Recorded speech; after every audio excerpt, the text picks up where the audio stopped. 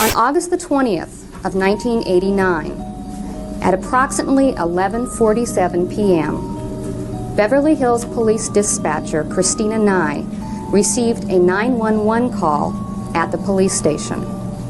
On the line was Jose Menendez, who sounded hysterical. Beverly Hills emergency? Yes, police. What's the problem? It sounds, What's the problem? What's the problem? someone killed my parents. Pardon me?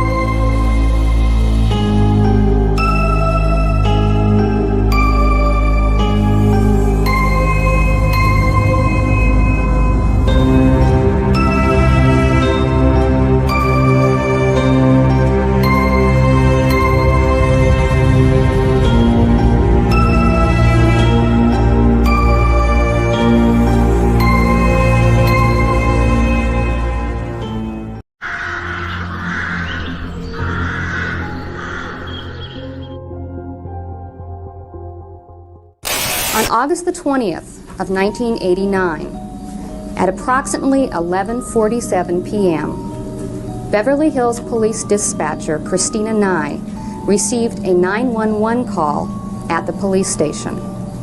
On the line was Jose Menendez, who sounded hysterical. Beverly Hills emergency? Yes, police. What's the problem? It sounds, What's the problem? What's the problem? someone killed my parents. Pardon me? Someone killed It will be your job to decide what kind of killing this is. That depends on what you come to believe was the reason for the act. The only question in this case is, why did these killings occur? There is no issue as to who killed Jose and Mary Louise Menendez. Why they were killed is what the focus of all of our evidence is now. This week, nearly 20 members of both sides of the Menendez brothers' family came out in full force in front of dozens of cameras to emotionally plead for their release. This is about truth, justice, and healing. I never thought this day would come. It's time to give them the opportunity to live the rest of their lives free from the shadow of their past. They were boys, young, scared, and abused by their father in ways no child should ever experience. It is time for Eric and Lyle to come home. Bias that because we were dealing with males and in an incest family, that there's sort of perceptions that, well, maybe it was something that he wanted, something that he allowed to happen, that he shouldn't be allowed to feel afraid because he's a male. It's still happening, Andy, but it's worse for me now. I never know when it's going to happen, and it's driving me crazy. Every night, I stay up thinking he might come in. I need to put it out of my mind. Also included in the petition, a signed affidavit by Roy Rosello, a former member of the boy band Menudo. He claims that he too was raped by Jose Menendez, who at the time was an executive with RCA Records. You've done something that I thought nobody would really know about outside of the prison system. And it's called the Green Spaces Project. Can you talk about that for a second? Find yourself getting into trouble or just doing nothing productive with your time. And I just wanted to do something more than that. And so I wanted to try to see if I could be part of this movement, this solution to rehabilitate prisoners. It started about 15 years ago, California Corrections, and I think the whole country realized that this establishment model of corrections, treating prisoners as should be just punishment, was just causing prisoners to parole, commit more crimes, not adjust to society, and come right back. So both the taxpayer and just sort of criminal rights groups just felt like, and even victims' rights groups felt like we have to do something different. So they started education programs and classroom programs to try to change guys' lives so that they could become better neighbors and succeed. And the problem was that the prisoners were struggling. In my lived experience here, I found that one of the reasons they were struggling is that their physical living environment was sending them a very opposite message. The way they had constructed these prisons and the yards was so harsh and oppressive that it was sending them a message that they were irredeemable, and these classroom lessons were not really real, and they shouldn't buy into that. So I got together, formed a group, and asked the governor's office and the warden if we could get permission to redesign a prison yard so that it reflected that rehabilitative mission, turn it into an actual community space through installing grass and trees and outside classroom areas and walkways, and not to make the prison more fun and more less a sentence, but to create a sense of community so that prisoners could learn to function in a sense of community, almost like a campus, and they might be more open to changing their life. It's my fault, and I got him involved and said, I need your help. And then 5 days later, my parents were dead. So it's your fault? That's completely my fault. He was suicidal at the time, and it was just a last thing to reach out. And I obviously who was going to reach out to. And I decided to confront my father rather than just sort of not say anything and just have Eric and I leave, which if I could go back, that's what I would do. I would just say, Eric's old enough now, he wants to leave. Have you forgiven yourself? I don't think it's possible. Opinion about this case. There are some who argue that the sex abuse was fabricated. Sure they do. They don't want to admit the truth. People might have seen this case very differently if it were a sister that I was protecting or that was involved in this and not a brother.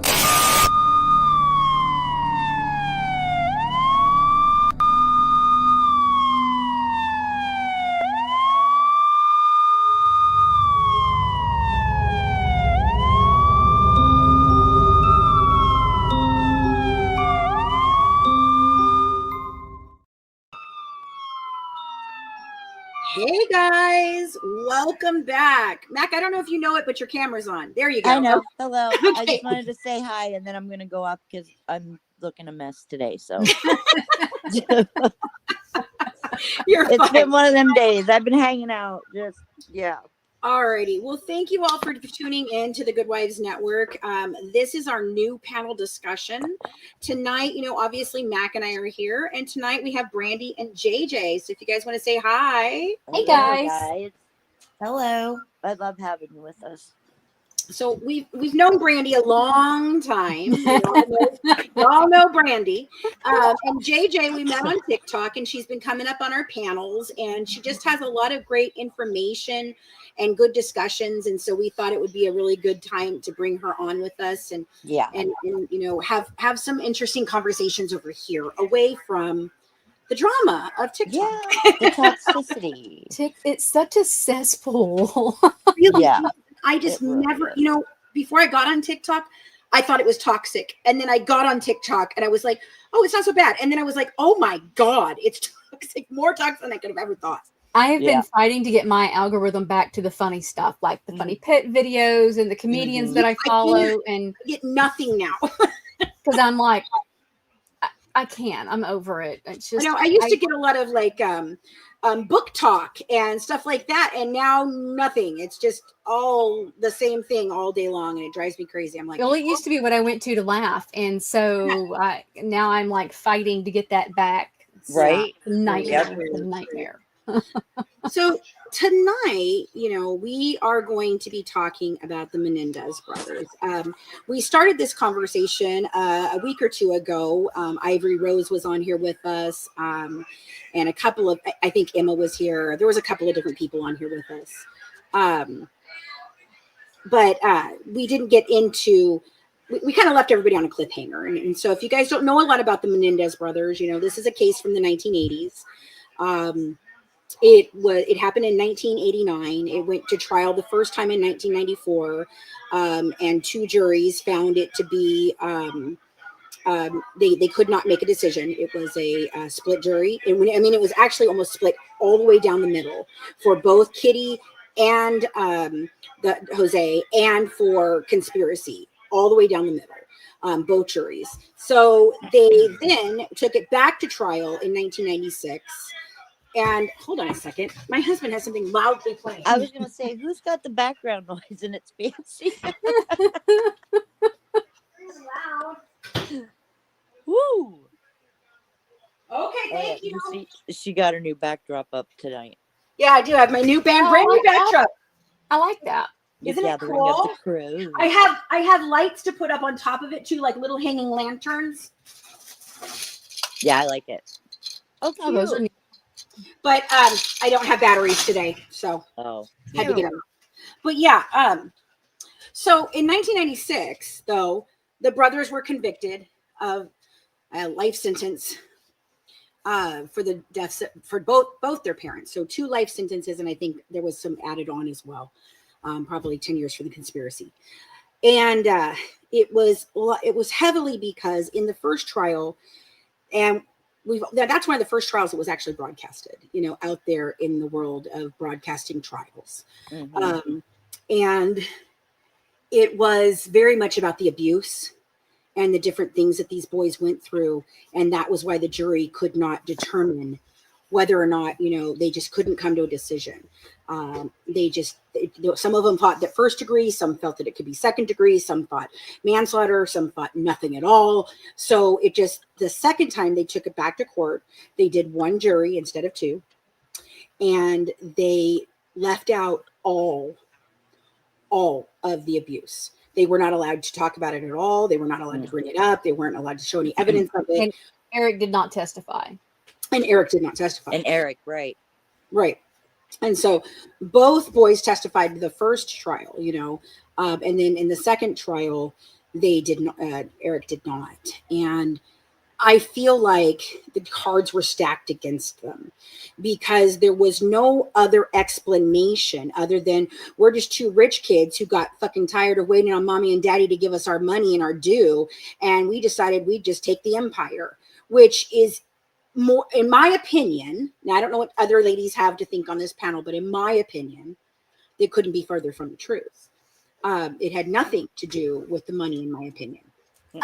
I really don't think it did. I think it played a very small part. I mean, okay, I can give a you small part. Wasn't the reason behind it. No. But, I mean, they did have it was a benefit. Free. They were spoiled brats. They were spoiled brats, let's face it. They were spoiled rich kid brats. That's all they knew. Right. But I don't think that that's why they did it. Right. No, I don't either. So JJ, I'm not sure if you're in Gen X or younger, I'm not sure where you fit in with this, but the 3 of us all kind of watched this play out in real time. I remember it. I was, it happened in 89. Mm-hmm. Yep. So I would have been 14. Well, okay. I was a senior. I was a senior in high school when it happened. I'm 49 now. Right. Well, she's your age, baby. Okay, so we're the same age. We're the same age. And I lived in California when this happened. Oh, wow. So it was a very prominent case being talked about a lot. And then the other thing that happened in between 1994 and 1996, there were 2 big things that happened. There was the Rodney King riots and there was the O.J. Simpson trial. Mm-hmm. So 2 very big stains on law enforcement and the justice system in LA.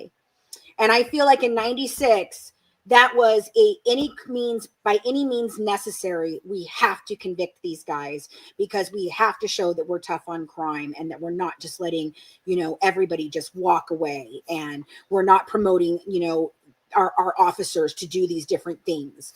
And so I feel like, they were completely, their trial was overshadowed, the second one, by so many things.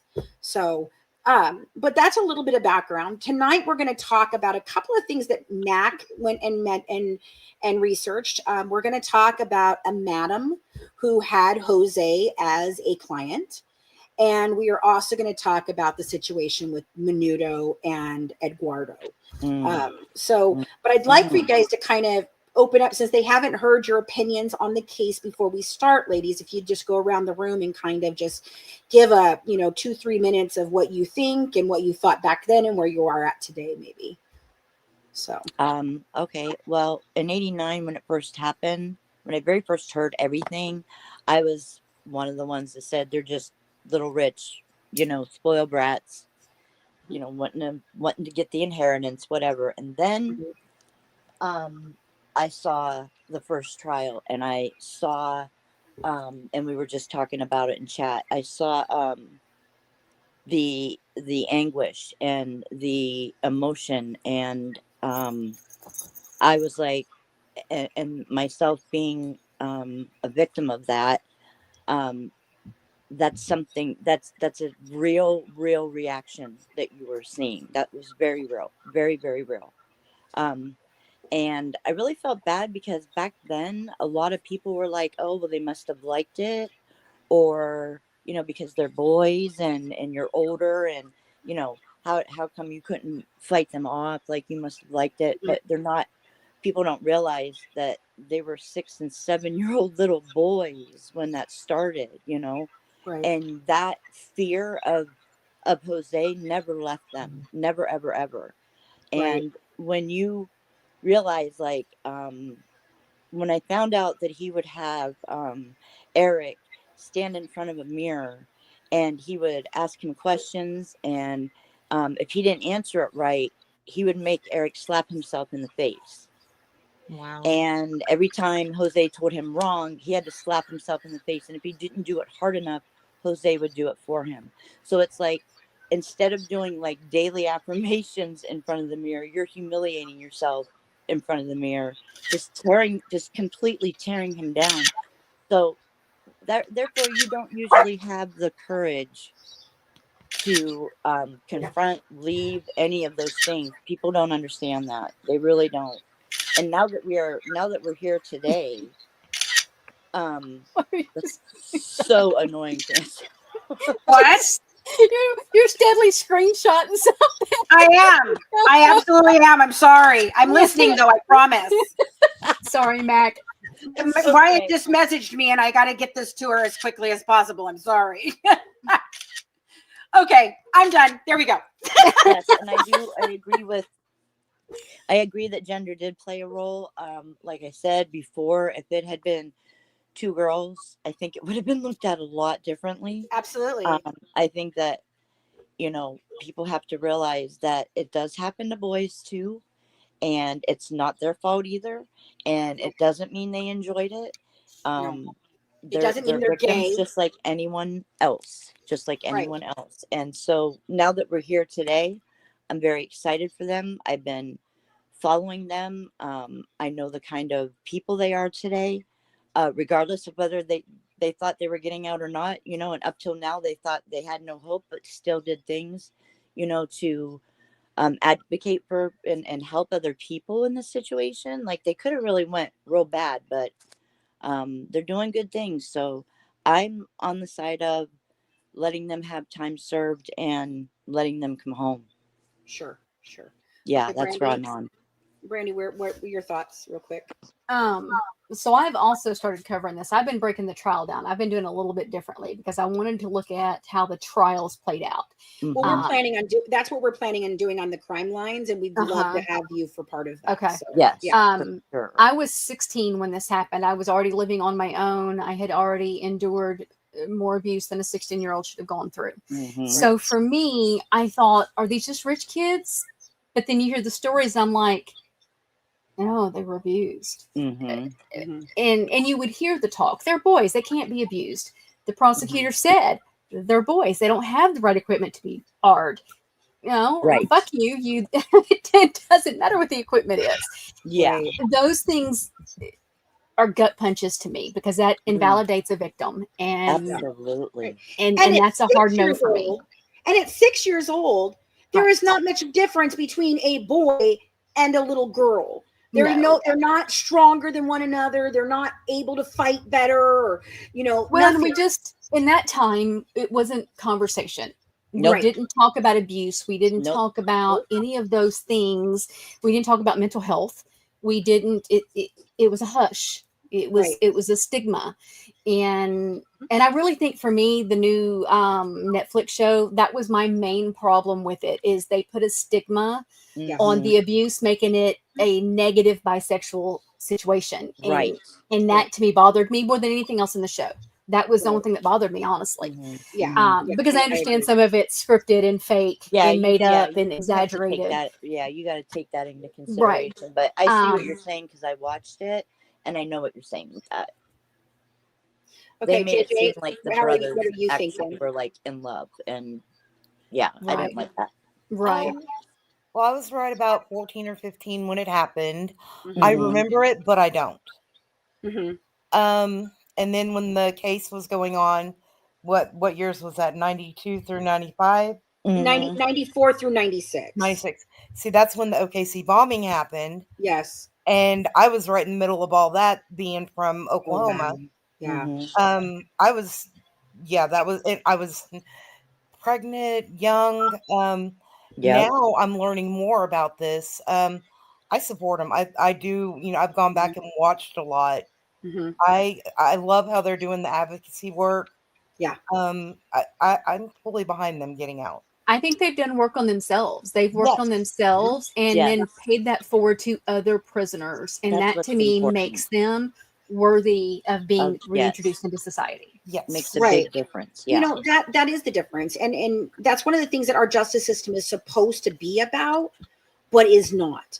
One of the problems I have with our prison system is it's supposed to be a rehabilitative system, and it's not. It's a punitive system, and it's why I believe that there is so many repeat offendings here in the United States versus, Europe, where they definitely try to assimilate them back into the public a different way and give them life skills and set them up for success. Whereas here, it's all on the inmate themselves to first of all do anything, to participate, to try and rehabilitate themselves. But beyond that, I don't think that there's enough programs, enough things, and enough help for them once they leave the prison system. Absolutely. Especially for someone who's been in there 30 plus years. My ex-husband is still a federal prison officer. Right. And the things that he would tell me, they do have all the resources, but it's up to the prisoner. Do they actually want to take advantage of that? Yes. Right. Well, and they've never downplayed their crime. They've said what they did was awful, that they should have done something different. They have owned it. What they tried to do was just explain their mindset. Right. And you have to stop and think about it. That kind of abuse warps a mind. They were still young. They were under 25, so they were not mentally developed completely. No. A male's brain doesn't stop at I think it's 25 or 26. It's 25. So yeah. It takes time. And so they were spoiled. They were immature. They did not have true comprehension and reasoning skills at that time. No. And so I think, in my opinion, I do think that they have looked at it now and gone, there's so many things we could have done differently. Right. And they, and they do have to, and they've said that. I've heard Lyle say it, I will regret this forever. Right. And and I understand where you're coming from, Margie, with no excuse for murder. I get that. I understand where you're coming from, but I don't personally believe that this was just a cold-blooded murder. That's the problem.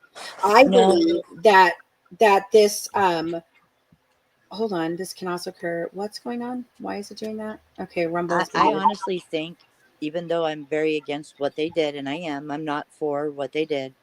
But when hindsight now, it looks to me like they probably saved so many lives. Yes. I agree. And I don't, please don't use that type of talk down here. That's not okay. You know, blowing their parents' brains out and things. That's not all right.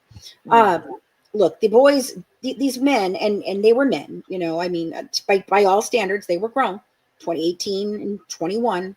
But oh my God, what is going on? Somebody's reporting my Rumble, for Christ's sake. This is crazy. You've got to be kidding me. Fine, I'll remove it from Rumble. All right, let's go. All right, for God's sakes. Can people just I thought Rumble was more open to everything. That's what I thought so too. So maybe they're reporting it or there's something wrong over there. I don't know, but it was fine and now it's not fine. So in 1996, the clips that we were showing at the beginning of this with Barbara Walters, that was in 1996. So that was after the second trial. They admitted we were wrong. We shouldn't have done this. And Lyle even, Lyle said, but what if I had been protecting my sister? What would you feel? And I knew, And he's right. And he's right. He's absolutely right. I don't think there'd be anybody here that would say, oh no, he shouldn't have done that for his sister. And if you understand what was going on the week of, we talked about this last time a lot, what was happening that specific weekend that all of this started. And yes, I saw somebody asking about the fact that, did I know about the script? Yes, I do know about the script. But it's just a script and he didn't write it by himself. And it's a very popular type of script. It's a very popular subject and it could have been very cathartic for him. And instead of admitting that it was for the abuse, he could have used that as a way to get out his feelings of rage and anger at his parents and wanting to do this. And I think maybe that was what it was for them with that script. There were TV shows at the time in the 90s. I was a huge Beverly Hills 90210 fan. Yep. Right. And I don't know if you remember the one episode where Jason Priestley, Brandon, the character, is interviewing oh dang it, Friends guy that just passed away, Perry. Perry. I remember and that. He wrote a screenplay about taking out his father because his father was over abusive and over aggressive and all of those things. So it was the same kind of screenplay. Of course, it was after this incident, but that is a common thing, especially in Hollywood, where people are aspiring to become writers and actors and they want to get into the industry, and that's just. And it's one of the things that they tell you is write what you know. So if he was having those feelings, having a feeling and writing a script is not the same thing as taking a gun and blowing a person away, right? But I think between the time period that happened and where we were that weekend, my thoughts is this, like, it wasn't just a thought process of, there might be a chance that dad hurts us, or no. They really felt that weekend specifically because Lyle had been suspended and sent home and they were mad at them for this. They were, and Eric had just tried to tell him that he was going to leave to go to college. And they confronted Jose about abusing Eric. So, and he'd always say, if you tell anybody, I'm going to kill you.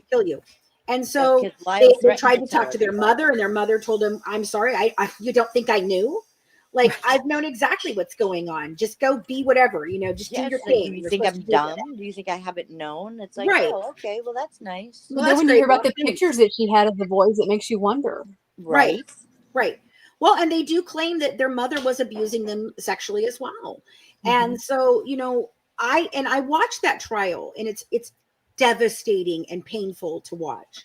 But if you watch, there are times where I can see they're faking tears and it's kind of like very dramatic. But when they're talking about the abuse, the actual abuse, that is not faked. Because you see the other one at the table losing it while his brother's testifying. They both do that. Eric was a mess. And I got to tell you, that man, to me, is a miracle today. Like, for real. Right. I mean, he took the brunt of it, and he was a mess. Right. He was a mess. He was going to take his own life that weekend. Yes. And I this think is what Lyle was riled up and confronted, Jose, and was like, listen, you better knock it off. I told you about this. Stop it. I will tell everybody. And basically he told him, you tell anybody and I'll kill you. I tell you. And I think it was coming that weekend. I think that they really were in imminent danger. And they could have left, but even Barbara asked them that. And they said, well, what if you just left and decided to become, a fry cook or a server or whatever? And they said, well, yeah, but we thought our dad would come after us, and he probably would have. He was powerful enough to do that. Yeah. If you look back now, what's coming out in the media, what's happened with the child actors, starting with the Coreys. And yes, when you start with that, and people made fun of them that they were full of it and they were lying, and then you started having the other shows come out and more people talking, and now you've got look, Hollywood's crumbling, people. It's coming out. They really are. And Jose was heavily involved. And they say everybody he worked with said they hated him. He was mean. He was hateful. And sexist. Yes. And so when you can look at it and say they made it up, they made this up, or they exaggerated. But then when you start adding in all the stories from other people, it's too coincidental. Coincidental for me. When a madam, says that the Hillside Strangler was nicer. One of her clients. I read that. Was a bigger gentleman than Jose Menendez. Yeah, when a serial killer is the nice guy. Right. When a serial killer is trumping a client, I mean, that's pretty damn bad. He was a very, very, very bad man. Very bad man. Right. And like Max says, in my opinion, I feel like lives were saved by what they did. Yeah. Because if they had left, and let's say that he didn't come after them, okay, fine. He didn't come after them. They disappear. They don't have any contact with their father, their mother, their family, whatever. Fine. And they live their life fine. Do you think that Jose and Kitty weren't going to find someone else to abuse?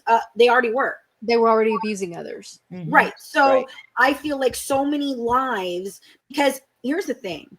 When you murder a person, the person is dead.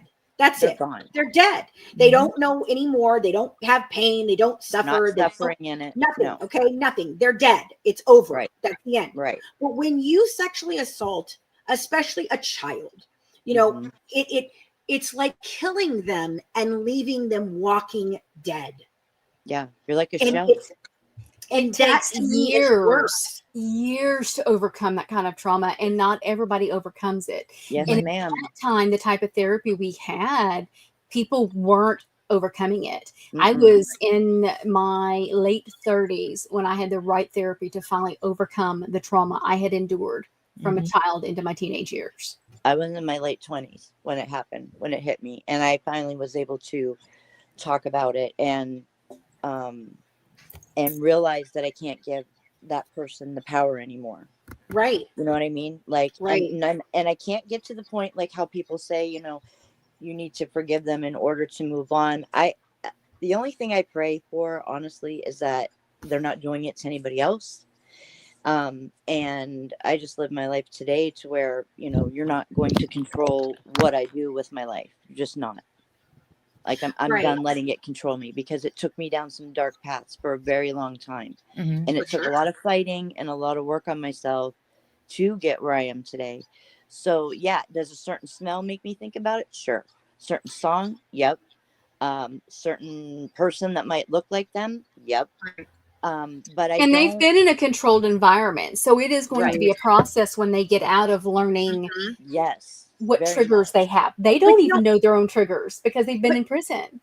But I think that maybe the controlled environment is what helped them heal. I do too. So maybe it wasn't the worst thing that happened, but I just feel like, for 20 years, they weren't even allowed to communicate, see each other, anything.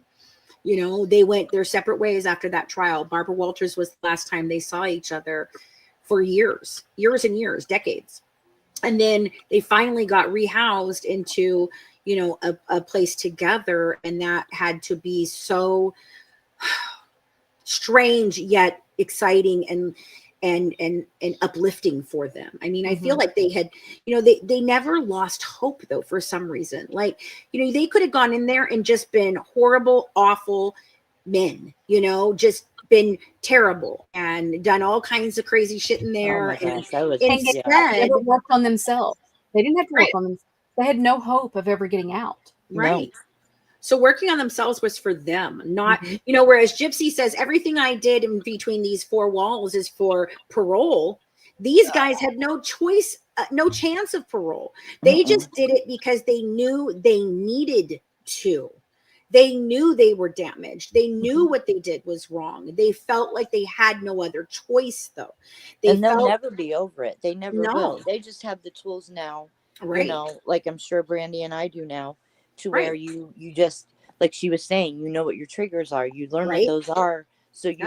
you know what I mean? Yep. And then you don't get caught off guard, or you're not, you Right. know. Well, I had to, I mean, I went through the same thing with mine, you know.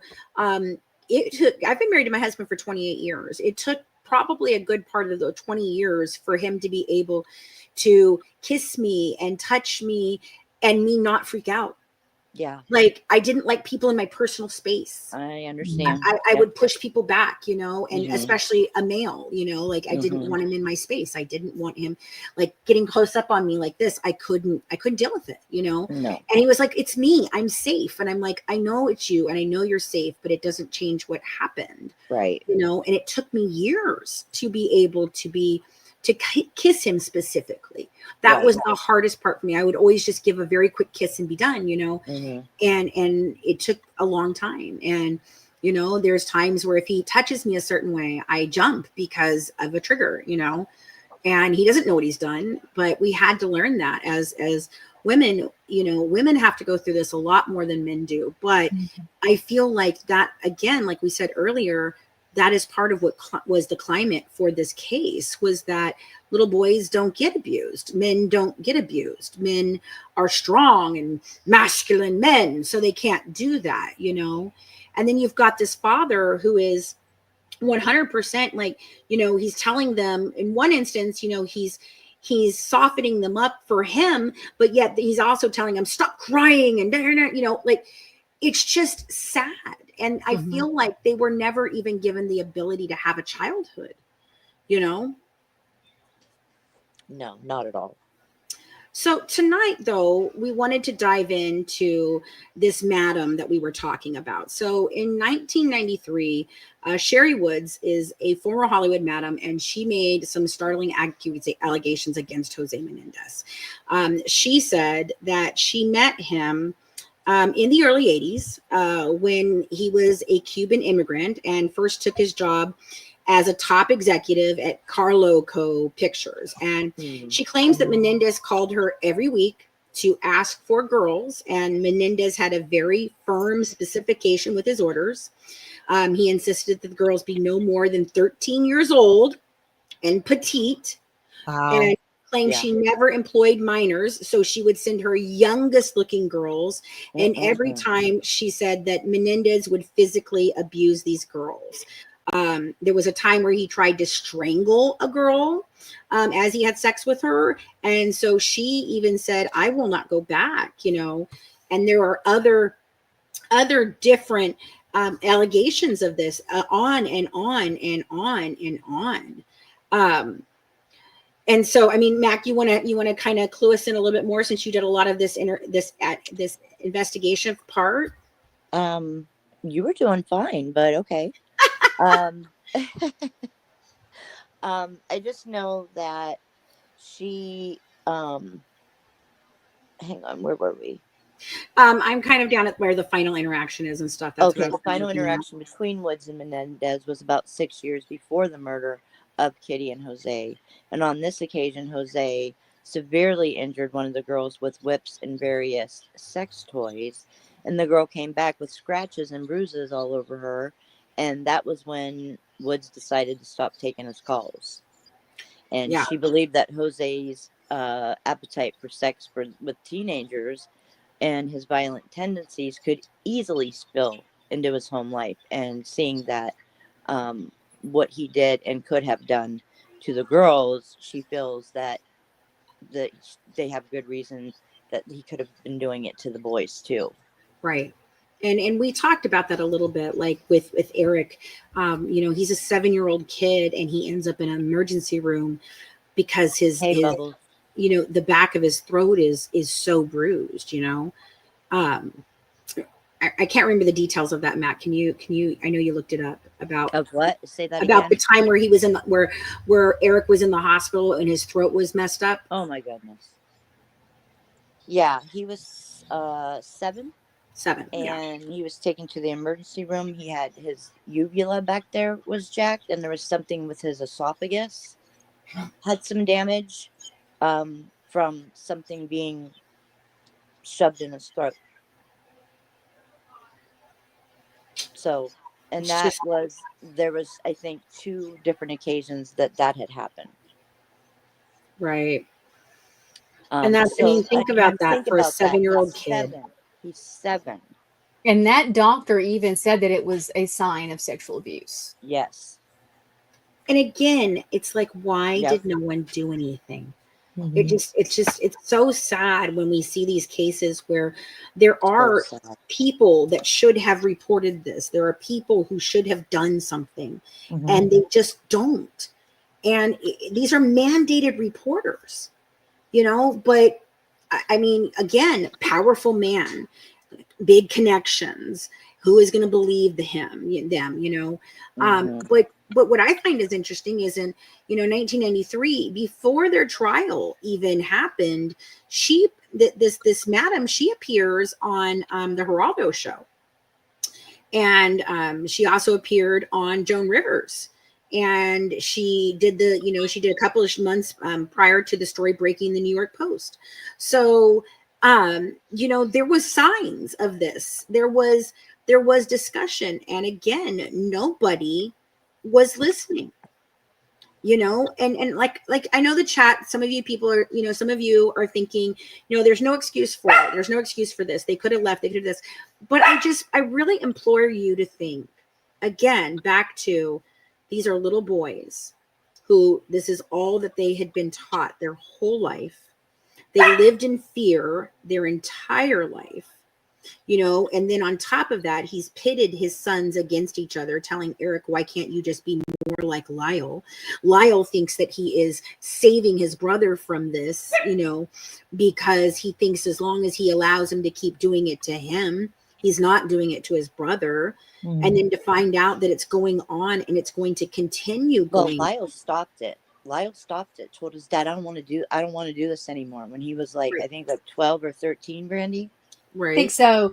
And they always kind of viewed him as the heir apparent. He was special because he was the firstborn. Right. And so there was a different relationship between the two. Right. And then when it stopped with his dad, then it picked up with his mom.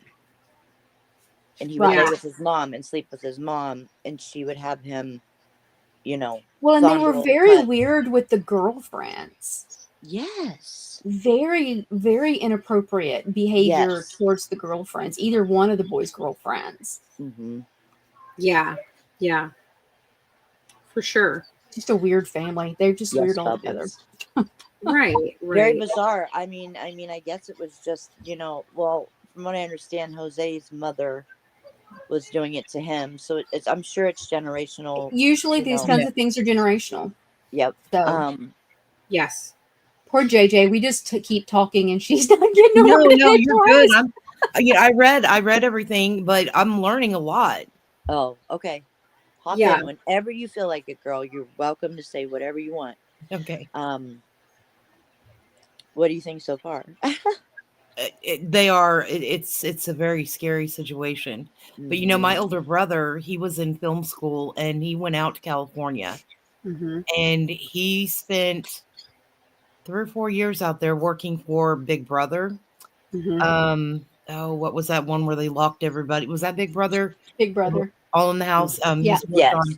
Hell's Kitchen. He went to a lot of the Hollywood parties with Tom Cruise and all these Scientology people. He came back. He said it's so different than what we actually know out there.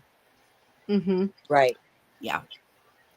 And see, and that's the thing. I don't think people realize like how deep this really, really goes. Yeah. Like it's not just SA, it's psychological. It's I mean, it is so, like I said, to me, and I'm not, taking anything away from Lyle, but Eric really, really, really, I was very worried about him.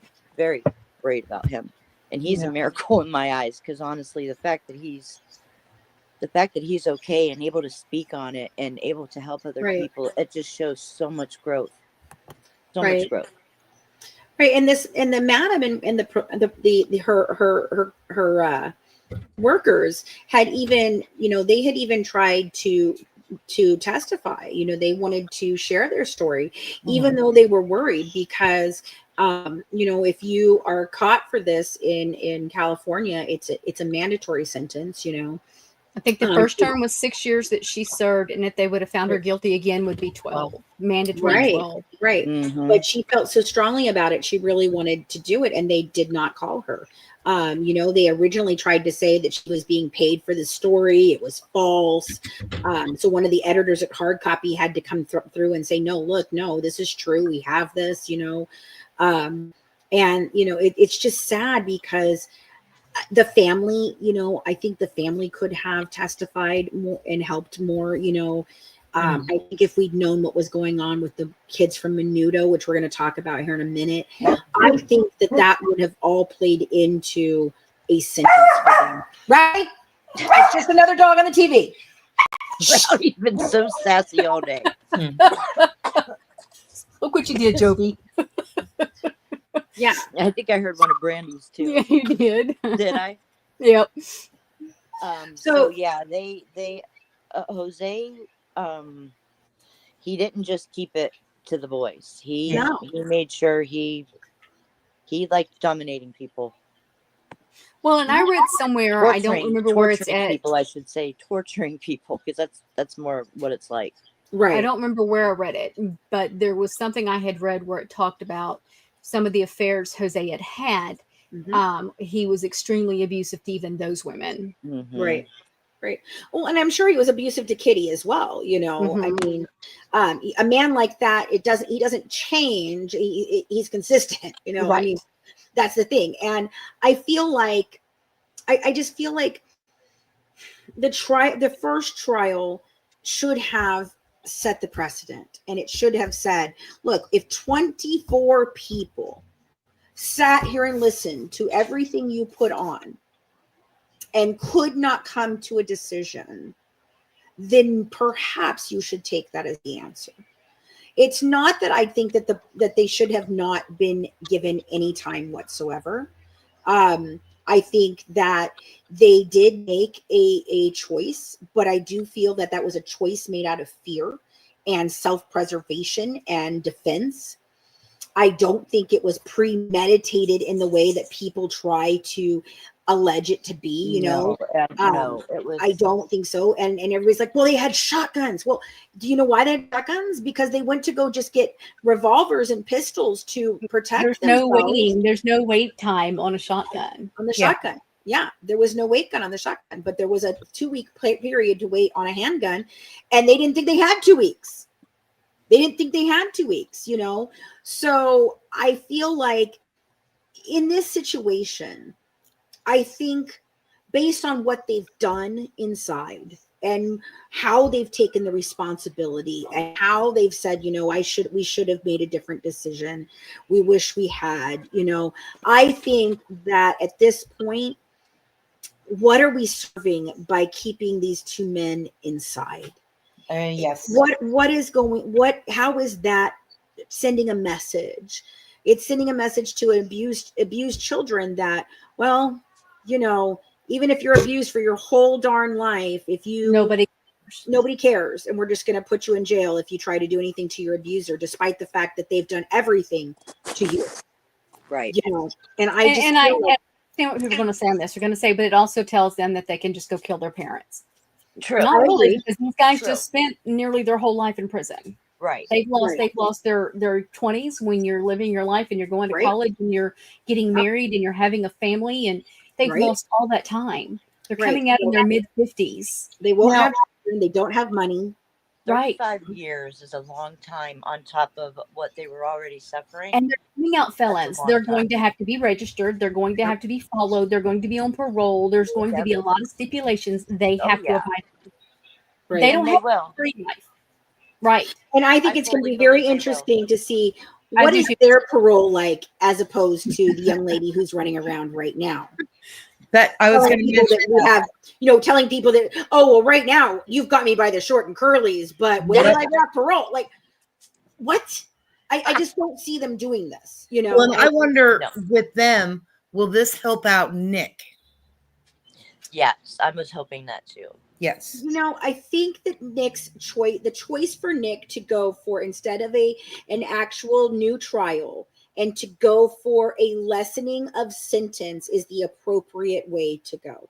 I agree. Yeah. I do not think that there's anybody here that would not agree that second degree with the possibility of parole should have been the verdict in that. Yeah. Okay. I'm not saying he should be out by any means. That No. boy does need help. He does. He needs a lot of help. And I do hope he's getting it. And I do hope, I really hope he's doing well. I do. I really hope he's doing well, because for all I know, he could be happier than a pig in shit right now. Like, seriously, he's right. been It could be training. because it's very structured.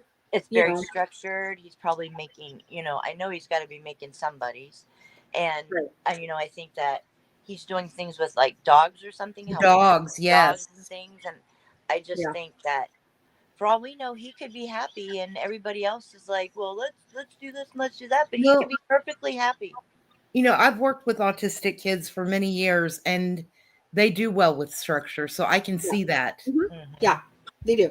And here's the thing, with Nicholas, do I think that it would be a cold day in hell before a parole board would let him out? Yes. Oh, yeah. He would have to show a lot of growth, a lot of stuff, and I don't think they would ever just release him out into the world. I don't know that he understands what he would have to I'm trying to get the words I'm looking for. Own and recognize of what went down, and because that's what the parole board's going to want. And I don't know that he has that ability. No, I don't know. I don't know that he does. His little mind is still trained that he loves her. Mm-hmm. And then too, what kind of support? I know what he's got his stepdad, but are they able to be there for what? Well, his stepdad has moved away, so and his father. My opinion on Bobby has changed over the years.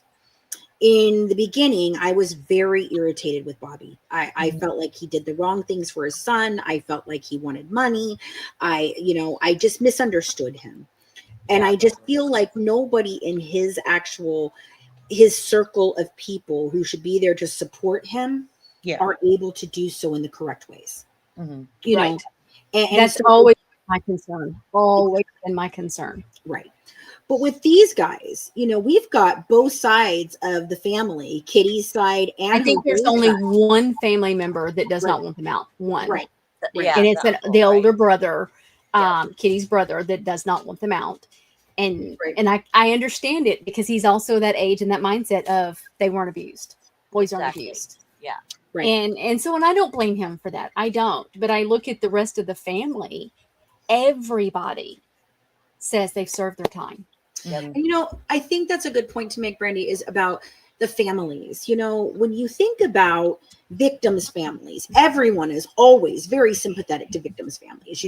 Oh, I feel so bad for them. It must be so hard for them. It's, oh my gosh, it's horrible, right? Because they're sympathetic to begin with. But when you're looking at a perpetrator, or a suspect's family, and what the endurance that they have to go through having this stain on their family, and they are just as heartbroken, they're just as upset, they're just as affected, and everybody forgets that, and they just look at them like, you raised a monster. And I think that is something that I feel is never given enough thought to. What did their family? It didn't just destroy other people's families, it didn't just destroy Kitty and the little four of them, it destroyed an entire family. Mm-hmm. And they cousins and uncles and aunts and just generations. They were robbed. They were robbed of being able to have relationships with these two, and I feel like in a way, it was like not only did their sibling, you know, or their cousin or whatever die that day, but on top of that, they lost their little boys, you know, and they were well loved in the family. So well, and I'm sure a lot of those family members were going, why wasn't I listening? Why Right, didn't I get the right. signs? This Why didn't I didn't get set this? right, because they'll tell you the thing in the kids not being allowed to go down the hallway in the to the bedrooms, not Yes, all of that. Brandy. They Oh all my were like, gosh.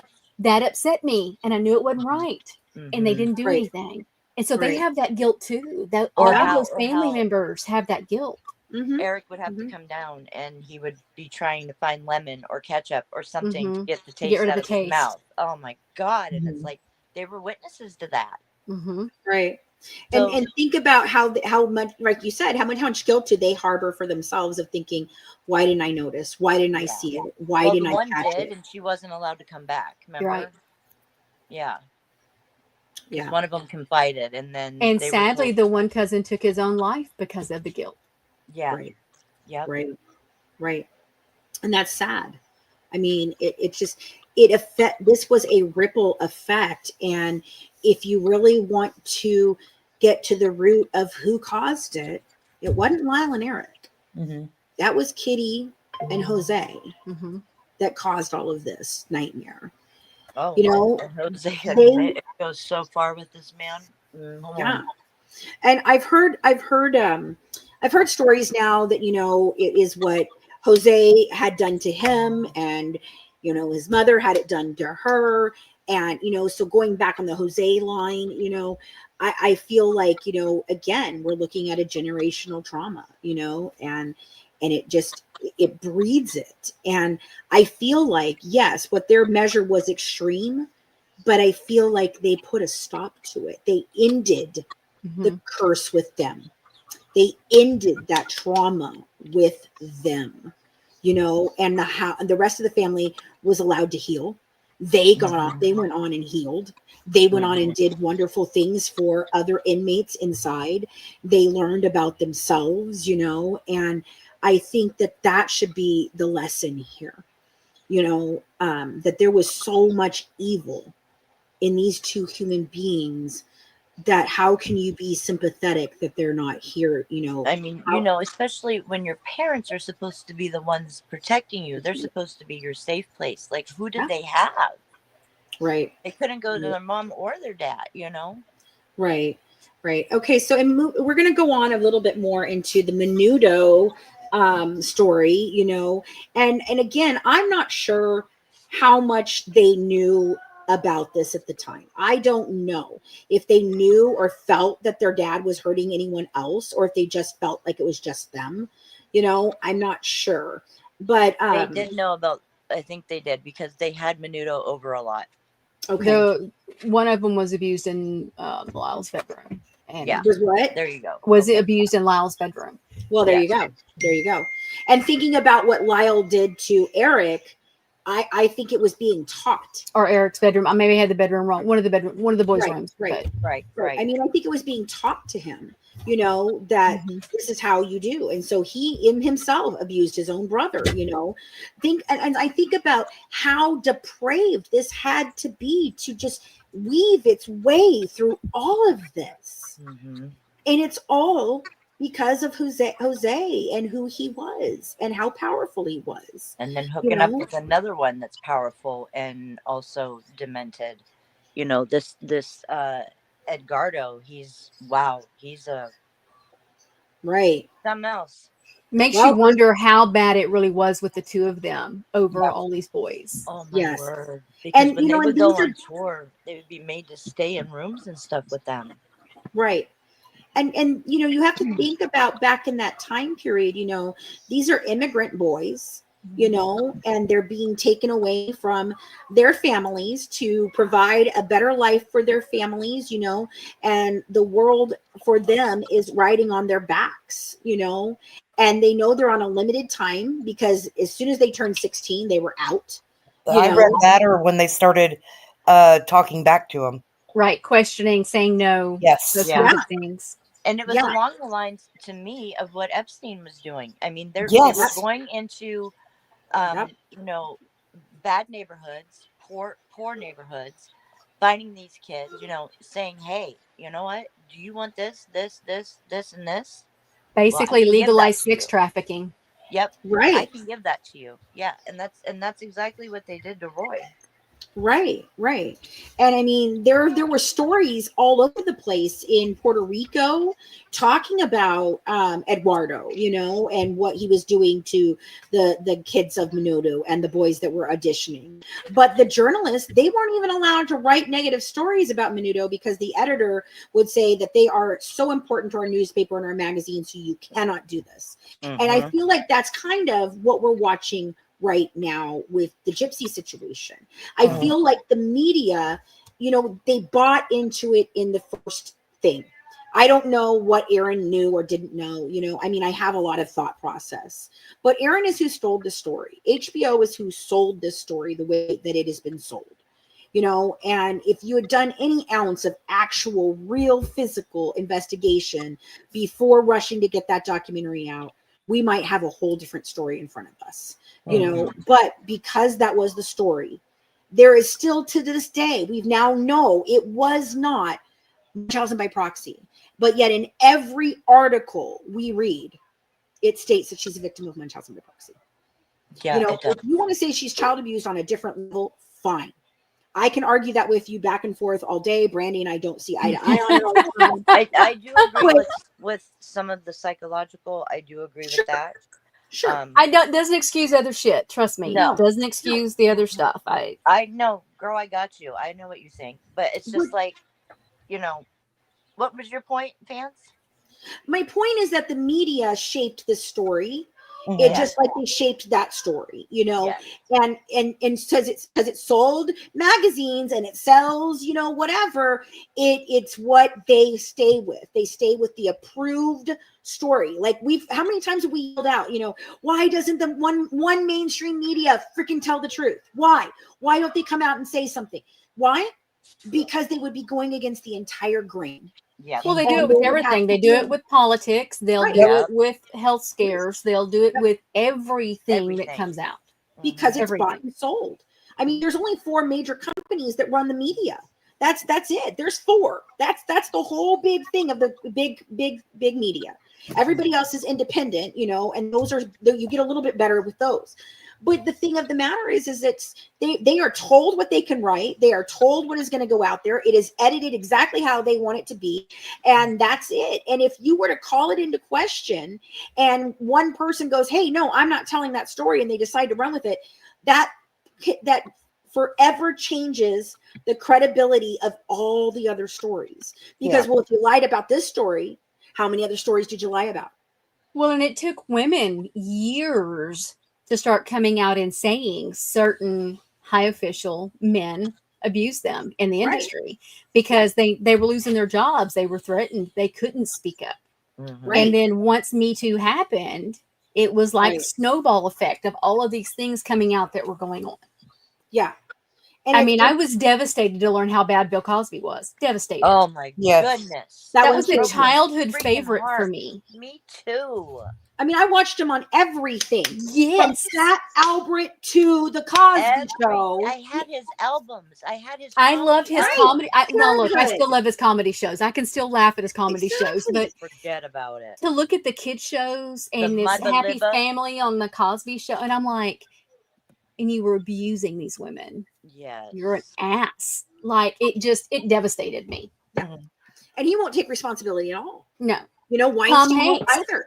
Tom Hanks devastated me. That's a cracker. I was just going to say that one. That was the one that hurt me the most. Like, I know Tom Hanks all the way back to Bosom Buddies, okay? Right. Like, my mom and I watched that. Okay, I have not heard about Tom Hanks. He abused one of the Himes. He abused Corey Haim. Oh, my goodness. And not more. one of the Himes, Corey Haim, sorry. And more. He's done more. Than yeah. that. And, it's devastating because... That's why he's now a citizen of Greece, because it's legal there. Pedophilia is legal in Greece. Oh, you guys are going to have me up Googling and reading.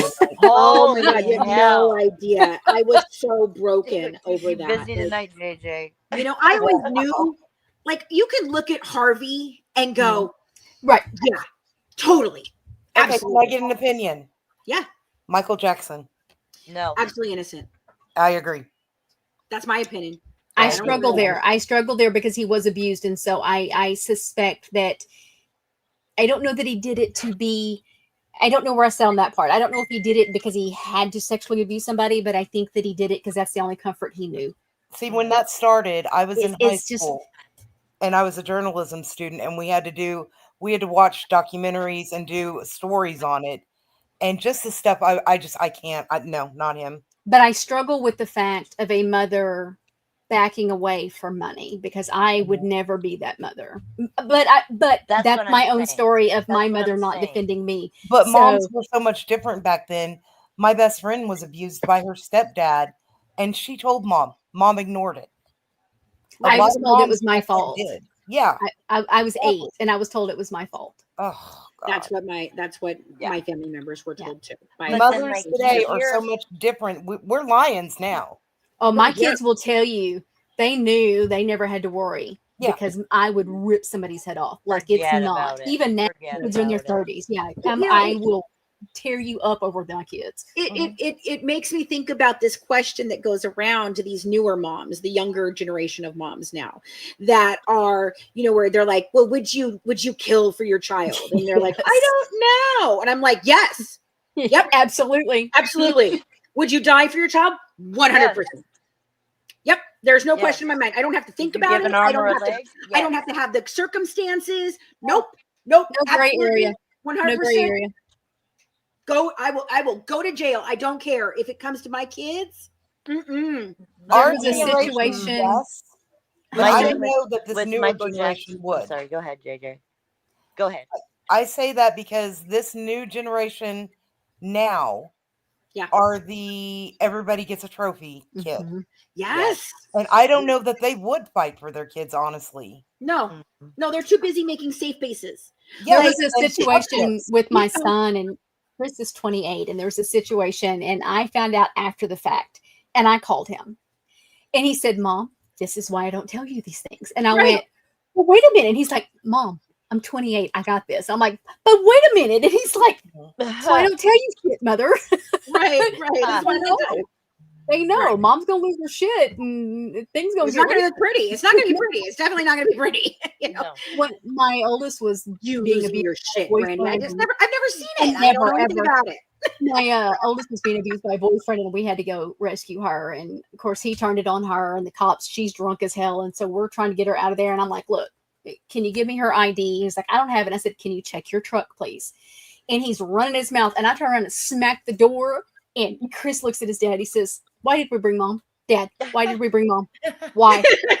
Why? He said, because he's fixing to go off, and then I'm going to have to go get in a fight with this dude because he's laid his hands on my mother. And Dave's laughing. He's like, you don't know your mama very well. No.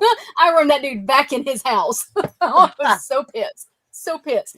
But it's one of the, my kids like, yeah, you don't mess with Mom. Don't mess with their babies. No. Even in their 30s, they're my babies. Don't mess with them. Yeah. Right? Like, my daughter's like, I'm not a child. I'm like, you'll always be a child. You'll be my child forever. You're always going to be my child. I understand you're an adult. I treat you like an adult, but you will always be my baby. Like there is no, you grew inside of me. There's no way. Chris is the baby boy. And I introduce him as my baby boy. And he's like, I'm 28 years old, Mother. I'm not the baby. I'm not the baby. I don't know what to tell you. Yeah. Sorry. You always will be. That's right. You always will be. But I think between these two men, I feel like these boys had no choice, no chance. Mm-hmm. None of them. I just think about how many kids came through that band. How many of them were abused by these men? It just. I don't even remember. The number has come out. How many have actually said were, and I don't remember what the number is. Right. I don't either. I had read it the other day, and I meant to save it, and I didn't. Didn't do it. Yeah. And it was a status symbol for them to be able to say, I'm a member of Menudo, and then girls are all flocking all over them. It was a big deal. Puerto Rico didn't have a boy band.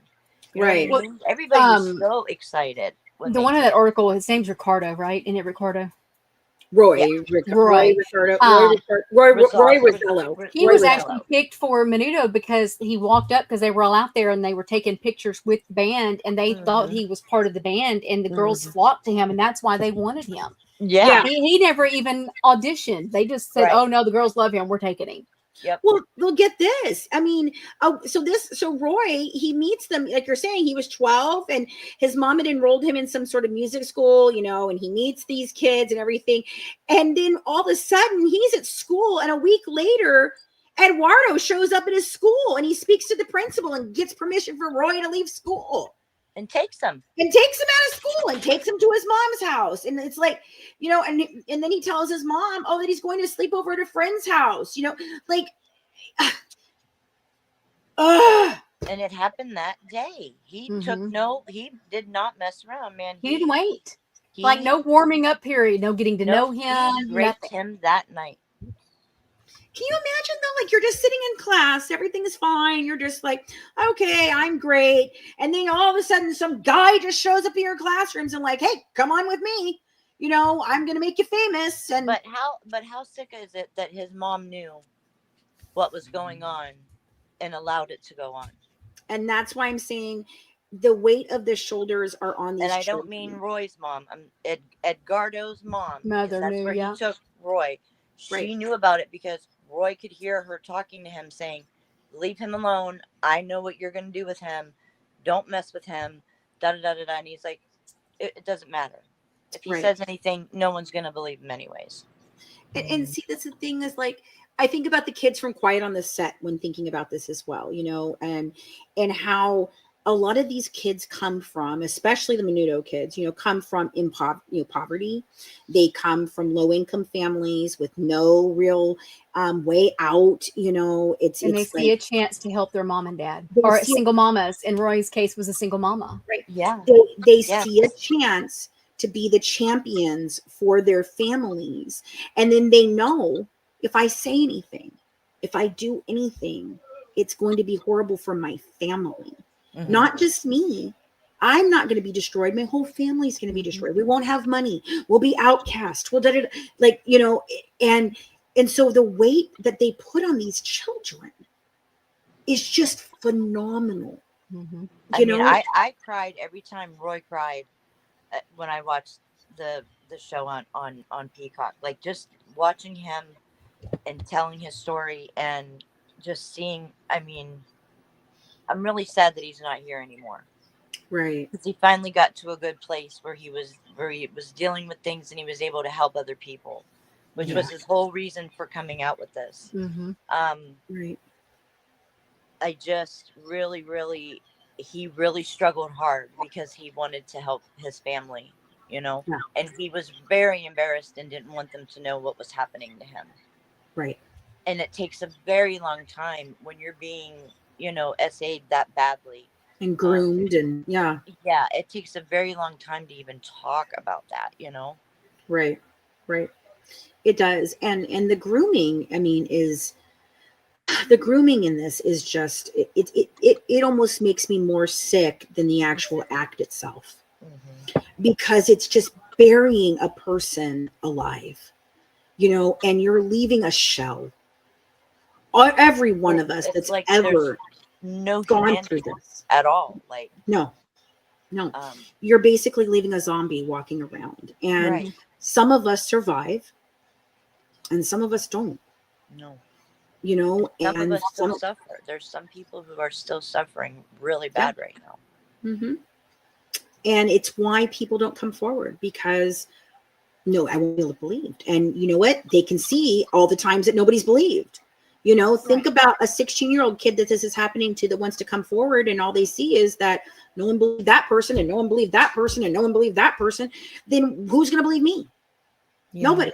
And it's people in these positions of power, pastors, fathers, executives. You're being told, I'll either kill you or somebody in your family. These kids believe this, Yeah, that's a scary thought. And it's a principle that cults use. And Brandy and I have talked a lot about cult mentality. I have a fascination with cults. Good. Me too. Lord. Well, I was in one, so that's kind of my fascination with them. It didn't take, thank God.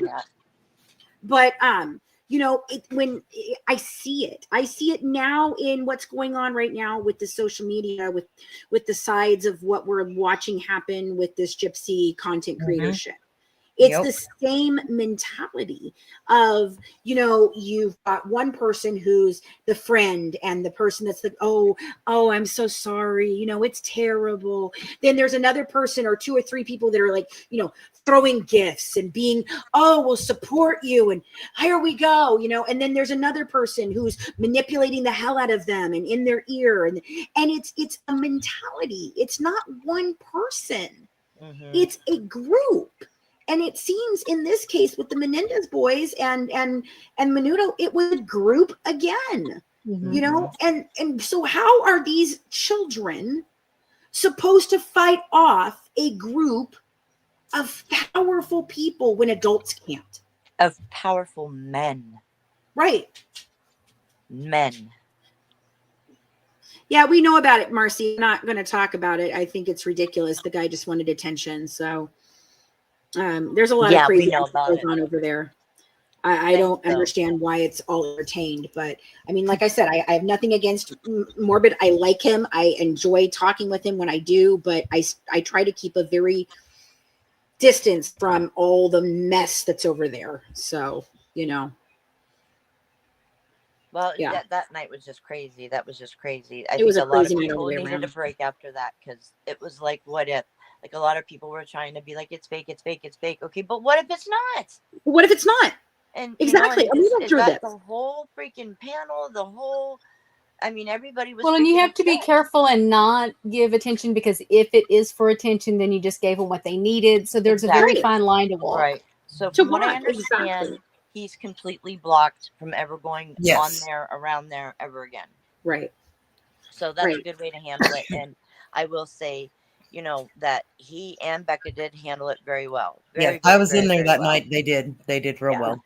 I love Becca. I think she is so intelligent. There's some things that I don't agree with her on in the Gypsy case, and it's probably because I don't think she has the vast amount of things. She admits, I don't have all the medical records you have. We've not been able to talk to her about it yet. Yeah, we haven't. We've talked a little bit about it, especially with this new revelation of Melissa Moore saying that she physically saw a bone marrow transplant. Like, I'm blown away by that. But did she, or was she lying? I don't think so. That's why, I've gone around and around with you with it on, not even just you, just in my own mind.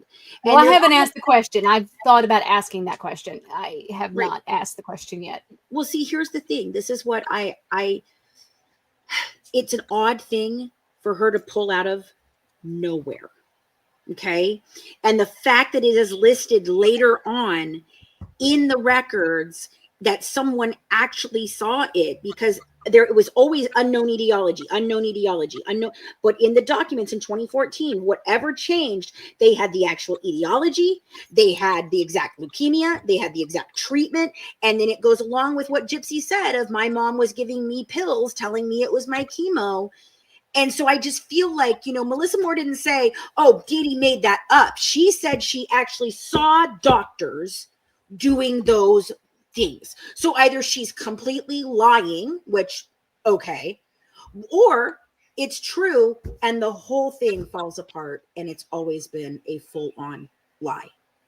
And that's the thing that I feel like. I don't think she would have just pulled that specific of a treatment, because she said, oh yeah, you had some treatments before you were a year old, but she never says what they are, right? It could have just been, her getting a checkup, for crying out loud, or she says, well, she had a surgery, but I don't think so. I feel like because it was specifically the bone marrow, that one just, you realize that that's not done with lightness. Like, right. There We needs had to be somebody a on lot our of panel testing for that to happen. Right. It's really painful and it's really right. Yeah, it is. It's not something I always tell people my cancer, I got lucky with my cancer. My cancer was, I don't even like to acknowledge having cancer because it was so easy that it doesn't seem fair to those that have a true battle. But And knowing that Dee Dee had cancer later in life, which we never knew that before, I just feel like it's more plausible than not. Like, it just seems such an odd thing for Melissa to say. Now, I can't trust Melissa any farther than I can throw her. I think she lies a lot. That was my question. Was she lying about that to juice up the story? Right. That's what my or was it real? And I have not asked you that. I have not asked them that. Yeah. Right. Them that. Right. Yeah. And I've thought about it. I just haven't gone there yet. I don't know if you'll get a truthful answer or not, but I mean, I'd love to know what try. they have to say. You can try. I would love to know what they have to say, because that one really, if that's true, it blows everything apart. Yeah. And I feel like that's why I was never given records from Louisiana. And I feel like the reason I have the records that I do from Louisiana was a mistake. I was gonna say, we had some records from Louisiana. I don't know which ones they were. Do you know where they were? They were hidden. This is why it took them, Colleen and Titania, so long to find them. They were hidden inside of Dr. Steele's actual medical records. And HBO told them they didn't have Dr. Steele's records. He was refusing to give them. And I played hardball with them and said, no, this is from your patient. She is requesting her fucking files, and you have to, by law, give them to her. And then all of a sudden, Christy just sent them to me. I don't think she looked. I think if she had looked, I wouldn't have those papers, because it full on proved that they knew about the muscle biopsy, came back negative, and it wasn't muscular dystrophy. And it proved that Dr. Steele knew that it wasn't muscular dystrophy, knew that it wasn't this, knew all kinds of different things. And he lied. He sat up on Prison Confessions in 2020 and he lied. As a doctor, he lied to save his own ass. And that's why I feel like I was never given Dr. Petrie or Dr. Beckerman or anything from Children's in Louisiana, because I think it would have immediately, once I started asking too many questions, I think they realized, oh shit, she's not going to just look at these like everybody else and just be like, oh, it's terrible, and accept it for face value. And it even took me years to get to that point, Brandy. I mean, you got to think, even when I did the podcast, we were still operating under the assumption there was no long-lasting effects. One small lie, no long-lasting effects. Think about how much damage that lie did. Yeah. So it's upsetting. And I think, like I said, I don't think that Melissa would have just pulled that treatment out of a hat without seeing it, and she said she saw it. Now, we know she lies, but it just seems off. It seems like an odd lie. Very specific. It's a very specific lie, and that seems weird. But that's where I'm at on it, because I don't know that I would trust what she's saying. I don't know. I don't know. Right. No, I don't. I don't know where I sit on that. And it's sad because, before I met her, I had a great respect for her. A lot of our friends, Brandy and I share friends that are in the community that are all friends with her. And it's hard. It was a very hard pill for me personally to swallow. Because I have friends. None of them want to talk about it, because I've approached the subject, and I have two. I am not on the stance you are. I am completely totally different level field on that, and they're like, and so it's like, okay. I mean, I'm going to respect that. I want to keep the friendship, and right. And I do not approach the subject with them. I just leave it alone, because, like you said, I want to keep my contacts and my friendships with these people. I care about many of them that are in that circle, and it's hard, because I'm always like, fuck, how do they not see it? How does this not happen? This story has done such damage to the true crime community. I don't think there's ever been another story that's damaged the true crime community like this one. Not even Darlie, not Leticia Stout. Like, I don't know. Watts has done some damage. Watts has done damage. Because you still have people that are fighting it. I don't even like going into what, but not on the massive scale that this case specifically did. Well, because he's not getting out of prison. Right. And I think that, in my honest opinion, I do not think social media was ready for Gypsy, and Gypsy was not ready for social media. No. And when it came out, it was just like with her and Nick, and it was a toxic explosion. Yeah. And yeah. I mean, Gypsy was used to the attention. Her mama got the attention, and that's just what she knows. Yeah. That's why I don't give it attention. Yeah. Because I'm not feeding into it. I'm just not. Right. Yeah. Yeah. You know, I think afresh, I would probably help out finding Gretchen Fleming and maybe solving Thursday, if all 3 of your books are bought. Yes, we're working on that for Black Friday. We're working on a deal for the books. You know, and we are trying to decide whether our 4th book will be out this year or next. It just depends on how quickly we get back into finishing it off, because the 4th one is going to be about the evidence that came out this year. You know, and just that part, not our feelings on it, just what it is and what, our interpretation of the evidence itself, not necessarily our personal, feelings of what happened. Yeah, I mean, I just feel like that case specifically did a lot of damage to this community. It's torn us all apart, and I really wish it hadn't, and it ruined people's lives. It ruined people's friendships. It ruined. Well, that's why you and I have argued about the fact I don't want to talk the case with you, because I don't want to fight about it, because I do have a different opinion. I don't necessarily disagree with you. I just see it differently. And I don't want to fight with people about it. Right. I can respect your opinion completely. I can't. It's just not worth fighting. To me, it's just not worth fighting, because nobody cares in the end. They don't care that I have a huge fallout with different creators because I want to see it one way and they want to see it another. They don't care. So why am I losing friendships over people who give 2 fucks? Well, it's right. And it's just like politics, if I don't talk politics with like Colleen. I cannot talk politics with Colleen. I love Colleen dearly, but I do not talk politics with 2020 was horrible. Oh my word. There was a horrible conversation between me and Colleen one time, and I was like, that is it. That's the last one we have. Never again. And we had to come up with the policy of, at the end of the day, when we turn off the recording, we're still friends. It doesn't matter what was said inside of that podcast for that day. We're still friends. And people need to realize that not everybody's going to think the same. That doesn't mean you shouldn't be my friend or I shouldn't be your friend. Right. You know what I'm saying? Because we don't agree on it either. We don't agree on everything. And I just feel like you have to accept people if you really like the person, accept the person.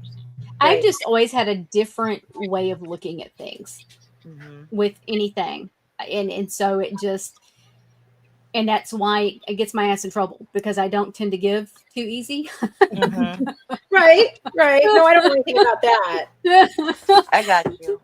So it just, there's been many a time that one or both of us have stormed out of a freaking podcast room because we were just, that's it. We just blew up in chats not long ago. Like, I mean, we're very passionate people, and, Brandy and I've had to find a way to accept each other's passion and say, I appreciate your thought process. Like, it took me a long time. The day that we were talking about Gypsy, and we said, I had my husband in the car, and I got off the phone with you because I could feel the sympathy and the empathy that you had for her. And I understood it was a real feeling, and I understood why you felt that way. It took you all those years to finally go, that's why she feels that way. Feels this way. Yes. And I looked at my husband and I said, can you have empathy for a person but lack compassion? And he goes, well, you're the psychology person, don't you know? And I was like, it's not really something they teach, so no. And so I looked it up, and it said, yes, you absolutely can. The compassion, you have a compassion of like, I will help you, and we will get it done, and and I will do anything for you, and I feel so bad for you, and it's horrible. Whereas I kind of have this more of like, all right, it happened. I know it was sucky, but let's go. Like, and if you won't come along with me and you won't help yourself, sorry. Right, and I'm giving the 10 steps on how to do it. Like, and that was the day. I mean, literally, Brandy, that was the day I realized where you stood and how it could be different than when I stood, but yet we could still see the same kind of thing. We can agree on a lot about it, but you think of it in a little bit different than I do. You know, and then I talked to Kendall, and Kendall has a completely different thought process than you and I. Like, it's very different. And I understood why hers. You know, I didn't understand Kendall's position until I heard Kendall's story. And when there's times with Kendall will say, well, Brandy sees it differently, and I'm like, how do I see it differently? So then we'll talk more. Yeah. And then I'm like, but that's what I said. She's like, no, you said, it's like, think about those words. Like, oh, it is the same. You just, it's the wording a lot of times. It's slightly different. It's just a slightly different thing, you know, between empathy and compassion and sympathy. They're very similar, but they don't always go hand in hand, you know? And that's the thing. And it was learning to accept that and have conversations with people that I could go, I see your point. I don't agree, but I see where you're coming from. See, I want to know Brandy's point now. I mean, see, I've tried to get, you know, I try to see things on both sides. And I have tried so many times to go into Bree's lives. I get dropped every time. Yeah. So it's I kind of can't, hard I can't, that I can't stomach at all. I can't. Yeah, the blind ignorance that she has is too much for me. Like Brandy and I can see it. People think that the only way you can support somebody is 100% agreeing and backing everything they say and do. I am not that person. No, No, I like to see it from all different sides. And as much as I understand Gypsy, and as much as I adore the person that I've known. Right. I don't know her much now. Right. I adore that little girl who I do feel lost a lot of her childhood for a grift. And for sure. And I think it psychologically damaged her. For sure. I can agree with you on that. And that's how I still look at her. Okay.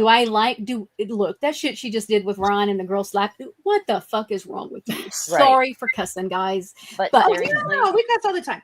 But it's like, I literally text Kendall that day and said, "Did you just fucking?" And I sent it to her. And I was like, I have. That was what we did. Mac and I were both just like, what? She's like, Brandy, I don't know. What? And I said, what is she thinking? Like, why? And then she added insult to injury by then adding on the fact that, oh, no. It's not about the fact that I was mad that Ryan did it. I'm mad that society is just, my word. And I was like, you're going to literally go with what society thinks when you're trying to make them accept the fact that you're a whole ass murderer and you should be exalted, honey. But then I have this whole other view on, because you've got, and because I sit in this really weird spot, y'all. I'm not necessarily fitting on the fancy side of the story, but I'm not fitting on the Bree Gypsy side of the story either. I am on a very weird little path with it. Which is why I asked you, for the documentary to work on the defense side, because I literally sit and look at both sides and go, I see your point, but then you're being an idiot on both sides. I agree. I just do. Yeah. And there's times that you have put thoughts into my head and I've walked away and it's like a little bomb going off in there. And I'm like, I don't think so. Oh, fuck. And I have to call you back and be like, okay, you had a point. Interesting. Did it?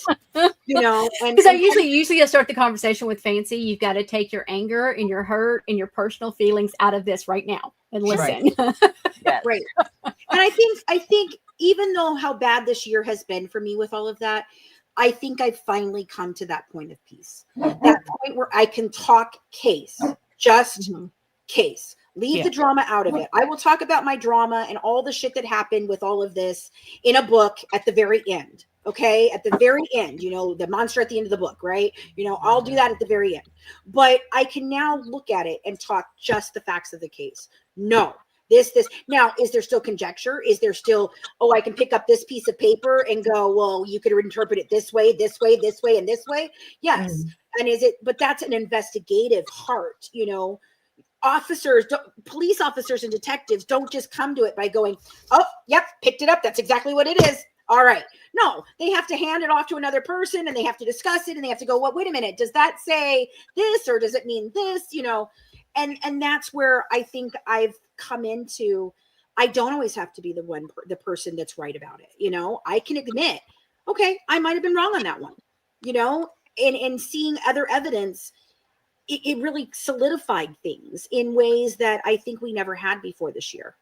A lot of the evidence coming out from Nicholas's appeals and coming out from the autopsy, it changed how we really felt about this case, and it really began to be exactly what we always wanted it to be.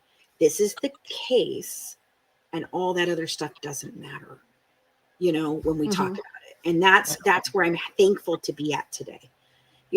I still deal with all the drama on a daily basis, but in my world, I just kind of, nope. I don't want to deal with it. I'm not going to talk about it. I don't want to be around it. I just want everyone that's around me to block it. I don't want to be involved. Don't send me this. I literally walk out of all of it. Like I just, I just won't. When I called that truce a couple months ago and it pissed everybody the fuck off. Yeah. Made you realize. Care. Because here's the thing. The ones that I lost were there for the drama. They were there for me to be up here, to be the voice, to call Fancy out, because I was the one that was going to sit her and keep calling her out. And because they knew I could get under her skin better than anybody else. And that's what they wanted. And they need us fighting. I don't know why. I don't know why they can't just let everybody have peace. When you came in yesterday, I was just like, that just made my entire day when I saw you. I was just like, thank you. Because after, what we were talking about, the whole blow up in chat, whatever, and I was just like, oh my God, what is happening? And I was just really proud of both of you. You will learn. Actually. Fancy and I do that. We have blow ups and we take a little bit and then we're fine. Right. I was very proud of us this time. Neither one of us blocked each other. And there was no blocking. I kept looking. I was like, oh, it's a record. She hasn't blocked me yet. I'd text Kendall. Well, I'm not blocked yet. Right. And I went to Kendall and I was like, look, I don't want to trash Brandy at all, but I have a relationship with you that's outside of Brandy, so I would like that to stay in place. Like, absolutely. She's good at that. She's really good. And I just wanted to make sure, because it's happened before, where people choose sides and they die on those hills, and a lot of times they don't know the hill they're dying on. Right. Just like you and I were used and abused and manipulated by someone who was very close to both of us. And for years. And it wasn't Christy. Well, I mean, it wasn't Christy Blanchard. It was just it wasn't Christy Blanchard. It was our friend, our real business partner. And I still don't understand. Who just did it to her other business partner. So right. I don't understand the mentality there, but it was taking that and realizing maybe it's not black and white. Maybe there is always a lighter shade of gray. Maybe I need to pick up a phone and call and say to you, what the fuck?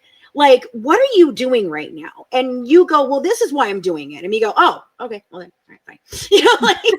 Well, I mean, it was just, my point was, it was just, the day yesterday was just, it was a bad day. And well, when all of that drama with the other people were happening, I almost text Fancy and said, shut the fuck up and get out of it. Yeah. Block it. That's what I did. We are. And that's what I did. That's exactly what I did. Came in, I was like, wow. It was just like, I smiled right away and I was like, cool. I'm so glad she's here. I mean, y'all wasn't angry. I mean, we bickered and it's fine. But I was like, you get over it. It just meant a lot to see you there. I don't know. It just hit me yesterday. Oh, well, I'm glad. Well, it does. It's taken a lot for us to sit up on a panel like this, not over talk each other constantly, not, be wanting to be the only alpha in the room, because that's part of our problem is we're both very alpha. We're both very strong women, and not to say that the other people on our panel are not, but we are vocal. I mean, extremely vocal, and we feel it with our whole chest. Like, I'm learning. And I stepped into this about 6 months ago. Right. I have 2 grown daughters that I have been driving nuts. Oh, I bet. Over Gypsy Rose. We get into one little argument and I'll call them and I'm like, I need a lawyer, please, sir. I need a lawyer. And they're like, Mom, stop. Yeah, we've had enough of it. So I started following the creators, and there's some I completely avoid. Yeah. There's some that are so mean. Yeah, you just have to. Yeah, I don't like the ones that hate on Gypsy or Nick. I just don't. And because I think there were so many better things to be doing, and I think when you hate on people's looks and different things, to me, you've lost the battle. And it's a hard thing for me. Yeah, and the only time I discuss the looks is because it's very indicative of the chromosome disorder. You know, that's how I stay on. You know, I'm not talking about the fact that her big nose is whatever, like some other people. I'm explaining that is a symptom of this. It's one of the actual facial features. You know, and I think that took a long time to get to a point where I finally knew I was right in what I had all along thought. It just I never had the backing of the evidence before, you know, and now I do, and it made it so much easier for me to take everything else out and just look at this and be like, okay. And so all the drama still keeps happening in chaos all around me. And Morbid's always like, Fancy, there's always something going on with you. I'm like, no, you're not understanding. It is not me. I'm not going into their lives. You have a magnet for it. It is you, but it's not you following them around. They follow you around. They follow me everywhere I go, and they are the ones bringing the drama. I mean, for God's sakes, one of them came again tonight, and I'm like, why are you here? You have been gone for months. Please just leave me alone. I don't want to participate. It's going to get worse. Like I said, I feel like it's going to get worse before it gets better. They're going to try to throw everything they can to get you to respond. Well, and you know, they're saying that we want certain identities because we want to dox people. We're not the ones been going real life on people. Not at all.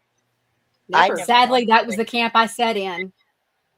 They're the ones that like to go real life and talk about people's real lives. And that's a sad thing. That's a sad thing that's what creators have to do. Well, you know, I'll be honest, it made me almost to the point where I was never going to speak to you ever again because of certain people you hurt and I know you didn't mean to. I know what you thought what you were doing at the time was the right thing. You thought you were fighting for the right thing. Right. And when you realized that you had been used and played and manipulated for years. All it took was Ryan showing one screenshot from Dawn. And I was like, holy shit. Yep. Yeah. And I knew immediately what had just happened. Right. Knew immediately. Right.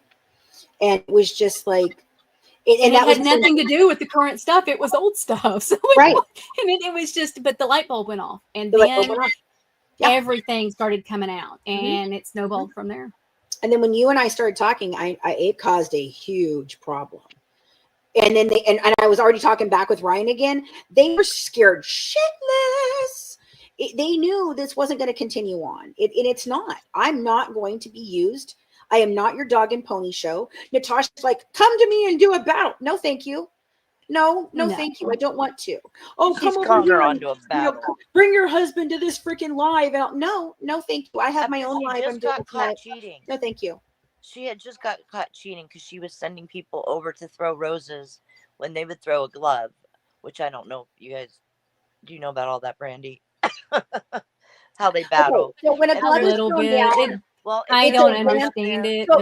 So well, this is just quick thing for those that don't know about the battling. So when a glove, it's a special power up, and it's exclusive to your person, and you have to be on another freaking live where you gifted them, and you're in the top 3, and you get this special power up, and it's only good for 5 days. Okay, so when that glove is the glove is the main important one is thrown down, it will multiply a random gift by 5. But it only the roses are just one, so you don't want the little one. If somebody's throwing, say, a galaxy that's 1,000, and a person is throwing a 1-cent rose, and the 1-cent roses, it's gonna knock them off. Right. If you got 40 roses coming in one galaxy, it's picking a rose. Exactly. It's picking a rose. So that's what she did. That's what she did. Purposely. Oh wow. And then she wants to challenge me to a battle. I'm like, I would have said no anyway, but especially no. You know, like. No. Yeah, no thanks. No, in what world would I want to do that? I tried to give you a chance at the beginning of this year. You fucking burned me yet again. Peace out. I want nothing to do with it. And they laugh and they're like, look at Brandy's views dropping. She's not doing anything about Fancy. I don't give a shit. Right? The We're people that grown. are going to be there to hear content are there to hear content, not drama. And that's okay with me. Exactly. I'd rather have 5 really good friends than 25 people I don't know the fuck a thing Fake. about. Fake ass people. Yep, exactly. I would rather have quality than quantity any day. Quality than quantity. Well, and know? you want to be, you know, as the people reading, you want to be somebody that's one thing. The name you just mentioned, I was going in that chat for a while and being called an idiot. You know, the people we're learning. Right. Nobody wants to be. You're an idiot if you don't know this. I left. I couldn't do it. Yeah, that's not cool. No. And there's such a long history there, girl JJ. Ooh, buddy. You don't understand that. But I think her stands are probably worse than Gyp shits. They are. Yeah. They Well, are. and here's the Like, thing. honest to God. Yesterday, for me, I'm not going to talk about what happened. You know, I don't want to talk about anything that happened yesterday. But what I want to talk about is what I took away from it. I came back today with a whole different mentality. I came back today with, I have gotten so far away from what I set out to do this year. What did I want to do last year and this year? And what is my platform really about? My platform is about, yes, true crime, absolutely. But it's my whole thing is a network for women by a network of women, uplifting, inspiring, enlightening. And I meant that when I said it. Supporting. You know, when I wrote that on a piece of paper and said that was the mission for my network and what I wanted to do, I meant it. And I got away from it. And then today I came in and I sat down and I worked my butt off and I was focused and accomplished. And I knew exactly, I started telling Mac, okay, so this is what we have to do for this, all the way back to like, you know, what we used to write up, Brandy, like, okay, so you post the blog and then you go here and then you go, like all that. I had stopped. I had literally stopped because I was so engrossed in this drama. No matter how many I didn't want it around me, it just, everyone around me kept doing it. And so I finally said, that's it. If you are interested in the drama, I don't want you near me. I don't have any hard feelings against you. Yeah, I'm about to get off, baby. I don't have any hard feelings against you. I will not talk trash about you. I will not, you know, retaliate. I'm not going to do any of those things. I'm not going to show up in panels and talk about you. I'm just going to ask you to please, if that's your mission, go away. That's giving yourself respect. A couple of years ago, my mod chat that I had, it had just kind of we had gotten away from what I was trying to do. And it was just all the drama that was going on in the trauma community. And I kept saying, well, I went and changed the name of the chat. And they were like, what'd you do? And I was like, it's not my mod chat anymore. We're not talking anything a case in here. And when I put something in here, it gets sidetracked. So it's fine. It's just not. And it kept on and kept on. And finally, when I'd had enough and I was pissed. Boy, I was pissed at people. I went in and said, I'm done. And I left my own mod chat. Left my own mod chat. And they were like, she walked away from her mods. Yep, sure did. Sure did. And then I removed all the wrenches. I was like, wow, I'm done. Because I was over it. I was couldn't get people to stay focused. And if you're not focused to help me do what we're trying to do, then I don't need you there. Right. Exactly. And that was really all the drama just like impedes everything we're trying to do in a day. Yeah, and you got to stop to address it or figure, you know. And it consumes you. It consumes you because you've got to go watch this live, and then you got to go watch that live, and then you got to go watch this live, so you know what everybody's talking about. And then you get clips, and you have to determine, is that clip a real clip, or is it manipulated for me to feel a certain way? Right. You know, like where's the content? Where's the rest of it? Where's the rest of it? What was said in the thing before that and the thing after that? Because I mean, again, cult mentality. When I was in the cult, that was one of the things they would do is they would pick a verse and they would tell us that that's the verse. And I'd be like, excuse me, hello. Did you not read the 3 lines above and the 3 lines below that verse? Because I don't think it means what you think it means, because this is this and this is that, and that does not mean that. You know, they're like, you're trying to pick apart it. I'm like, no, I'm just reading it as it's supposed to be read. Like, you know, as a collective, not as a sentence. Right. So yeah, I mean, there's that. And so, but anyway, guys, I thank you both for being here with me and Mac. It was a great conversation. I would love to make this a regular Tuesday night thing. You know, we can always bring other people on as we need to, but I think we have a really good little core right here. And And if as we long ever as Brandy and I change- can not yell at each other and discuss things, I think we'll be fine. If we ever have to Look, we change have the to give night- haters content at some point, Fancy. Sometime. Yeah, I know. So there's going to be one blow up where I just walk off screen, or you just, I'm done. You know, if we could change the night, not, I'm saying if somebody needs to, that would be okay with everybody. Okay. Yeah. I live alone. I have 2 cats. I'm single. I'm dealing with Bell's palsy. I have 2 daughters. They're both living out of the house. I have no life right now. I love this stuff. You guys have gotten me through. JJ, the past 6 months of Bell's Awesome. palsy. Oh, that's awesome. So yeah, I'm Which here is every what- night. Which is what this is, you know, what Mhm. this is about. Yeah. Fancy froze. Oh, there she yeah, I there froze she up is. for a second. Oh, nope. Yeah, I froze up for a Nope, second. there she Robot. JJ went really robot-y for a minute. I have no. I heard cerebral Yeah, I love palsy that you were able to be like this. and daughters. I heard cerebral palsy and daughters. That's all I heard. Yeah. I said I'm single. I live by myself. I don't date because of the Bell's palsy. Mhm. I'm home every night. So yeah, whenever you do one, I'm here. Okay. All right. I'm here too.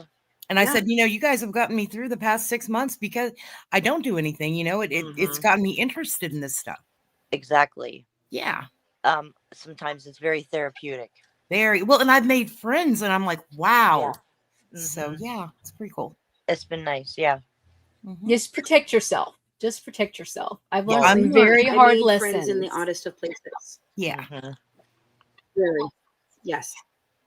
Yep. It's been a very hard lesson. And, I always think about Christina in all of this. And she was always a peacemaker, especially between me and Brandy, and she always had this way of being able to talk in between the two of us and show us both where we might be wrong, and Christina had, 2 big sayings. And one of them was, that Fancy, you allow people in to over and over to hurt you that you should have never let in your life, and I see it in you. It's a good quality, but you get hurt way too often, and I don't like watching it. Yeah. And then the other thing is she always said, when we talk about how crazy this was, why is it like this? We don't understand. And her answer always was low intelligence. I just chalk it up to low intelligence, and we laughed and we would move on. And that's what I'm trying to do. And I've had a lot of people come and say, Brandy, you have too big of a heart and you're going to get hurt. We don't want you to get hurt.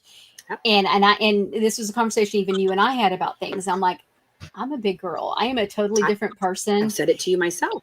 And I don't let as many people in that close to hurt me anymore. Now, granted, did it just happen with Tori and with Crafton with all of the BS? Yes, it did. But that was a long time friendships that kind of I found out, It takes me a very, very long time. It's a very it's a process with me. Because if I'm a friend, I'm a friend. If I'm your friend, like I said, there isn't much I wouldn't do for you, and it's like when things like yesterday happen, it just kind of hits you and you just think, wow, it's hard. It sucks. Can I address something? It is. Sure. Please. Okay, Marcy in chat. It's not that a guy can't. Just right now, I'm choosing not to date. I got hit with it when I was single, so I got hit with it 15 months ago. So it's been a long. Wow. I'm so sorry. I'm one that hasn't healed very fast. I'm at 80%, so I'm getting there. Good. I do have trouble talking sometimes. I fully cannot smile. And my eye waters. It's the craziest thing. Anytime I eat, my eye starts crying. Wow. Oh, wow. Yeah, one of these days I'll get the courage to get on camera, and because I become such a little hermit. But dating, it's just not something I need to work on me right now. This has been a humbling eye opener for me. I've never had health issues till now. Right? I roller skate, and I still roller skate in my house. Oh wow. We appreciate you, honey T. Yeah. So, you guys have been little lifesavers to me, and I don't have to deal with men right now. So, oh, nice. Brandy, I see such growth between the two of us. Like, I don't, where we were even a year ago when Christina passed away, we were taking advantage of one of our most vulnerable points. We were both sick. We were dealing with the loss of a very dear friend. Started getting my mobility back. I had gotten it with Christina passing and had not finished bridging that gap with Christina. We had talked some, but not enough to heal the friendship. And I think so it was hard. It was. And I think that was why I was so angry, was because I was mad at you for saying she was your friend, and that saying that I lost my friend. And I'm sitting here, no, I lost my friend. I lost my friend. I lost someone who was so dear to me. I talked to her the night before. Like, how dare you, who hasn't been around forever, come in here and say that? And it took me a long time to get past it and accept the fact that no, she was all our friend, and it took a toll on the three of us, you, me, and Colleen the most. Colleen, she never recovered from it. Because just because you have a rift in that friendship and have a fight, and Christina and I never had a fight. We just, her loyalty to you, made her feel that she couldn't be friends with me, and that was just a loyalty, and that's okay. Right. But we would talk. We talked in chats. We were in different chats together, and how are you doing? We would have conversations. Right. And for me, it was losing the friendship over bullshit when we should have been able to have a relationship with everything else involved. And life is short and life is precious. And when she died so young, and there was never a chance to heal anything, and that is a grieving process you never get back. You never get back. And I didn't think about that for you. I didn't think about the fact that she passed while you were not on great terms. And I never thought about how hard that must have been on you. And I'm sorry, because all I could see was how much it was hurting me, and by turn, how much it was hurting my other best friend, Colleen. And I didn't know how to pick her up. Like, I couldn't figure out how to lift her, and then all the drama just started again. And I was so mad. And it's so funny, because if I'd ever taken a time to really look back, she wasn't as concerned about you as she was about Tori.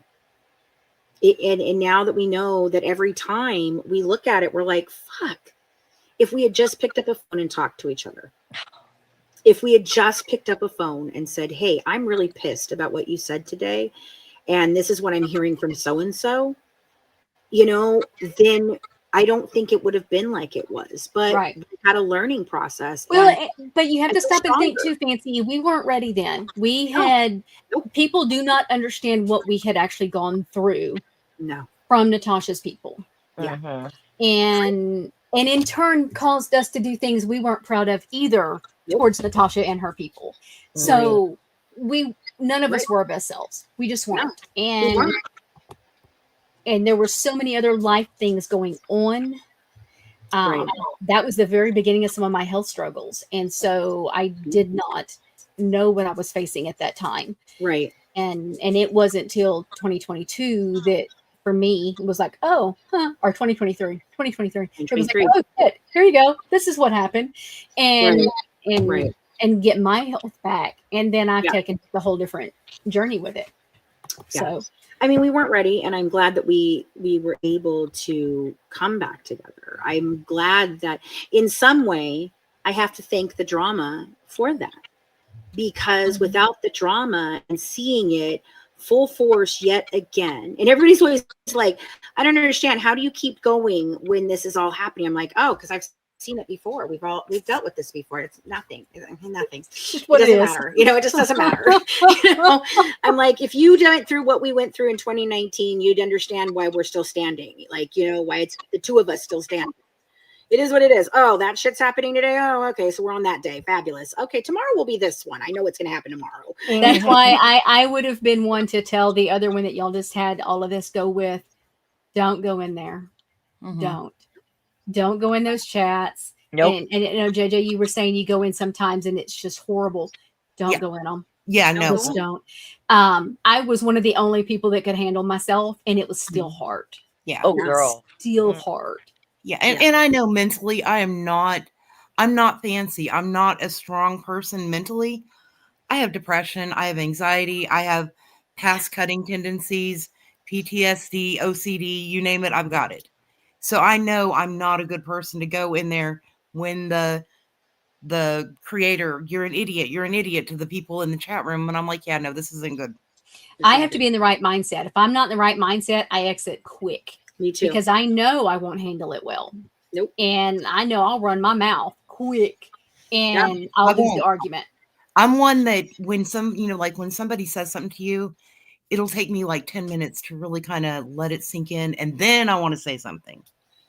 Oh, I'm living on that shit for a month. Yeah, I'm not one that's good to stand up at that moment. And I'm standing in that moment and it ain't going away. I don't forget too easy. I don't. Yeah. The way I'm able to ignore the noise. All right. In response to JoJo, she was asking how do you ignore the noise when you see people talking about you, and especially when you know it's not true. Mm-hmm. Because when we know it's not true, so do our supporters and so do our followers. That's how I feel, Mm-hmm. If you really know other people's opinion of you is none of your business. Well, and I've been seeing a lot of you scroll TikTok and you see their little videos about the ones that you feel like you connect with. And I've gotten to the point I'm just like, yeah, no, skip that. Because I didn't see that. Mm-hmm. I went to people that were supposed to be my friends and said, how do you still support what's being done to me? Mm-hmm. Mm-hmm. Mm-hmm. And I made them think about it. That's right. I made them think about it because I had not done anything. All I did was make amends with Fancy. That's all I did. Yeah. And showed some lies. It showed you who your friends were. It showed you who your real, true friends are. Because I got the same conversations. What are you fucking doing with Brandy? What are you What are you you can't trust her. Yes. You know what? I can trust Brandy to be Brandy. And I've known Brandy a really long damn time. And I see the growth in you. And I see the growth in me. I'm not the same person I was 6 years ago when we met. Saying that says a lot about you. That's a good, that's a positive thing. Mm-hmm. Yeah. Well, and like Max said, she was like, the one thing you never have to worry about is what Brandy's thinking. Nope. You never do. And I do like that about you 100%. And I have to sugarcoat it. I have to try to sugarcoat it because I don't want to be a bitch. Do you know how many times I have to erase what I said? No, I can't say it like that. Let me type it again because that's definitely not what I wanted to come out like. Now you're gonna erase it again. I'm like, damn it! Why can't I just say this nicely? What is wrong with me? There was something I had sent her, and I was messing with her. I was laughing it was when the person was on Mommy Ramblings, and it sounded like you, and everybody was like, Fancy, what the? So I'm like laughing at her and she took me serious. And I'm like, that was a joke. And she was like, she called me pissed. Like I'm laughing when I answer the phone. And I was like, oh, you're pissed. I was joking with you. She's like, okay, because I was fixing to rip. I was fixing to really fucking lose my shit on you. But the second I heard you laughing, I knew. You know, yeah. I knew. And I was like, oh, thank God. Because and that's another thing. It's through text, we've all gotten so used to talking now through text and through short sentences and not meaningful conversations that tone doesn't apply, and you don't know the realness behind that because nobody's writing a book. I do, but I write books to people. I do. She does. I do. I write walls of text of things, but it's everything I'm thinking and feeling because I want to make sure you actually know what am I thinking and feeling, not just. And my personality is lost it halfway through because I'm like, can we get to the point? Yep. I think I'm more like Fancy on that because I do text like that. Right. I try to when I'm trying to get her to or anybody to understand that there's more to what I'm saying and so that it doesn't come out like I'm being a total asshole. But because I have to be because I'm like I'm losing them. So I just gotta say it. And then it's like they're not getting it. So yeah. Well, I live by the principle of I'll see your asshole and I'll raise you too. And I think you do too. So it's like can we out asshole each other until the point where we do start laughing? Because at some point in time it's just like, oh my God, what are we even doing? What were we arguing about? What were we arguing about? I don't even know. You're just being a bitch and I'm being a bitch. Let's just fucking stop. Like, you know, Kendall was coming in and going, "Are you okay?" Like, I'm fine. I don't know what her trip is. I'm fine. I don't know why it's coming out like that. It reminds me of our line producer that we had for Sens when it was all falling apart and things were just like everything was crazy, and she would just be like, "I'm fine. It's fine. No, it's fine. all fine. I'm fine. It's fine. No, I'm fine." And I was like, "No, it's not." She goes, "No, it is fine, Fancy. It is fine." I'm like, "Okay, Britt, okay." And she's like, "I meant it. I am fine. It is fine." I'm like, "If you say so, you say so." She's like, "Look, if I keep saying it, it'll be fine. Okay. If I just keep saying it's going to be fine, it's going to be fine." I'm like, all right, positive thinking, Britt. Positive thinking. You know, that's right. And all righty, guys, I'm gonna right. get off of here. I have chicks in the incubator and they're hatching, and so okay, cool. Oh my gosh, you better take a video. We have to see. I will. I've got Okay, like cool. All right, I 2 want to see dozen that. going on. All right, well, So, thanks guys so much for being here. Have a wonderful evening, and yes, good night, bye. ladies. Bye, Good guys. night. Bye, guys. Mwah.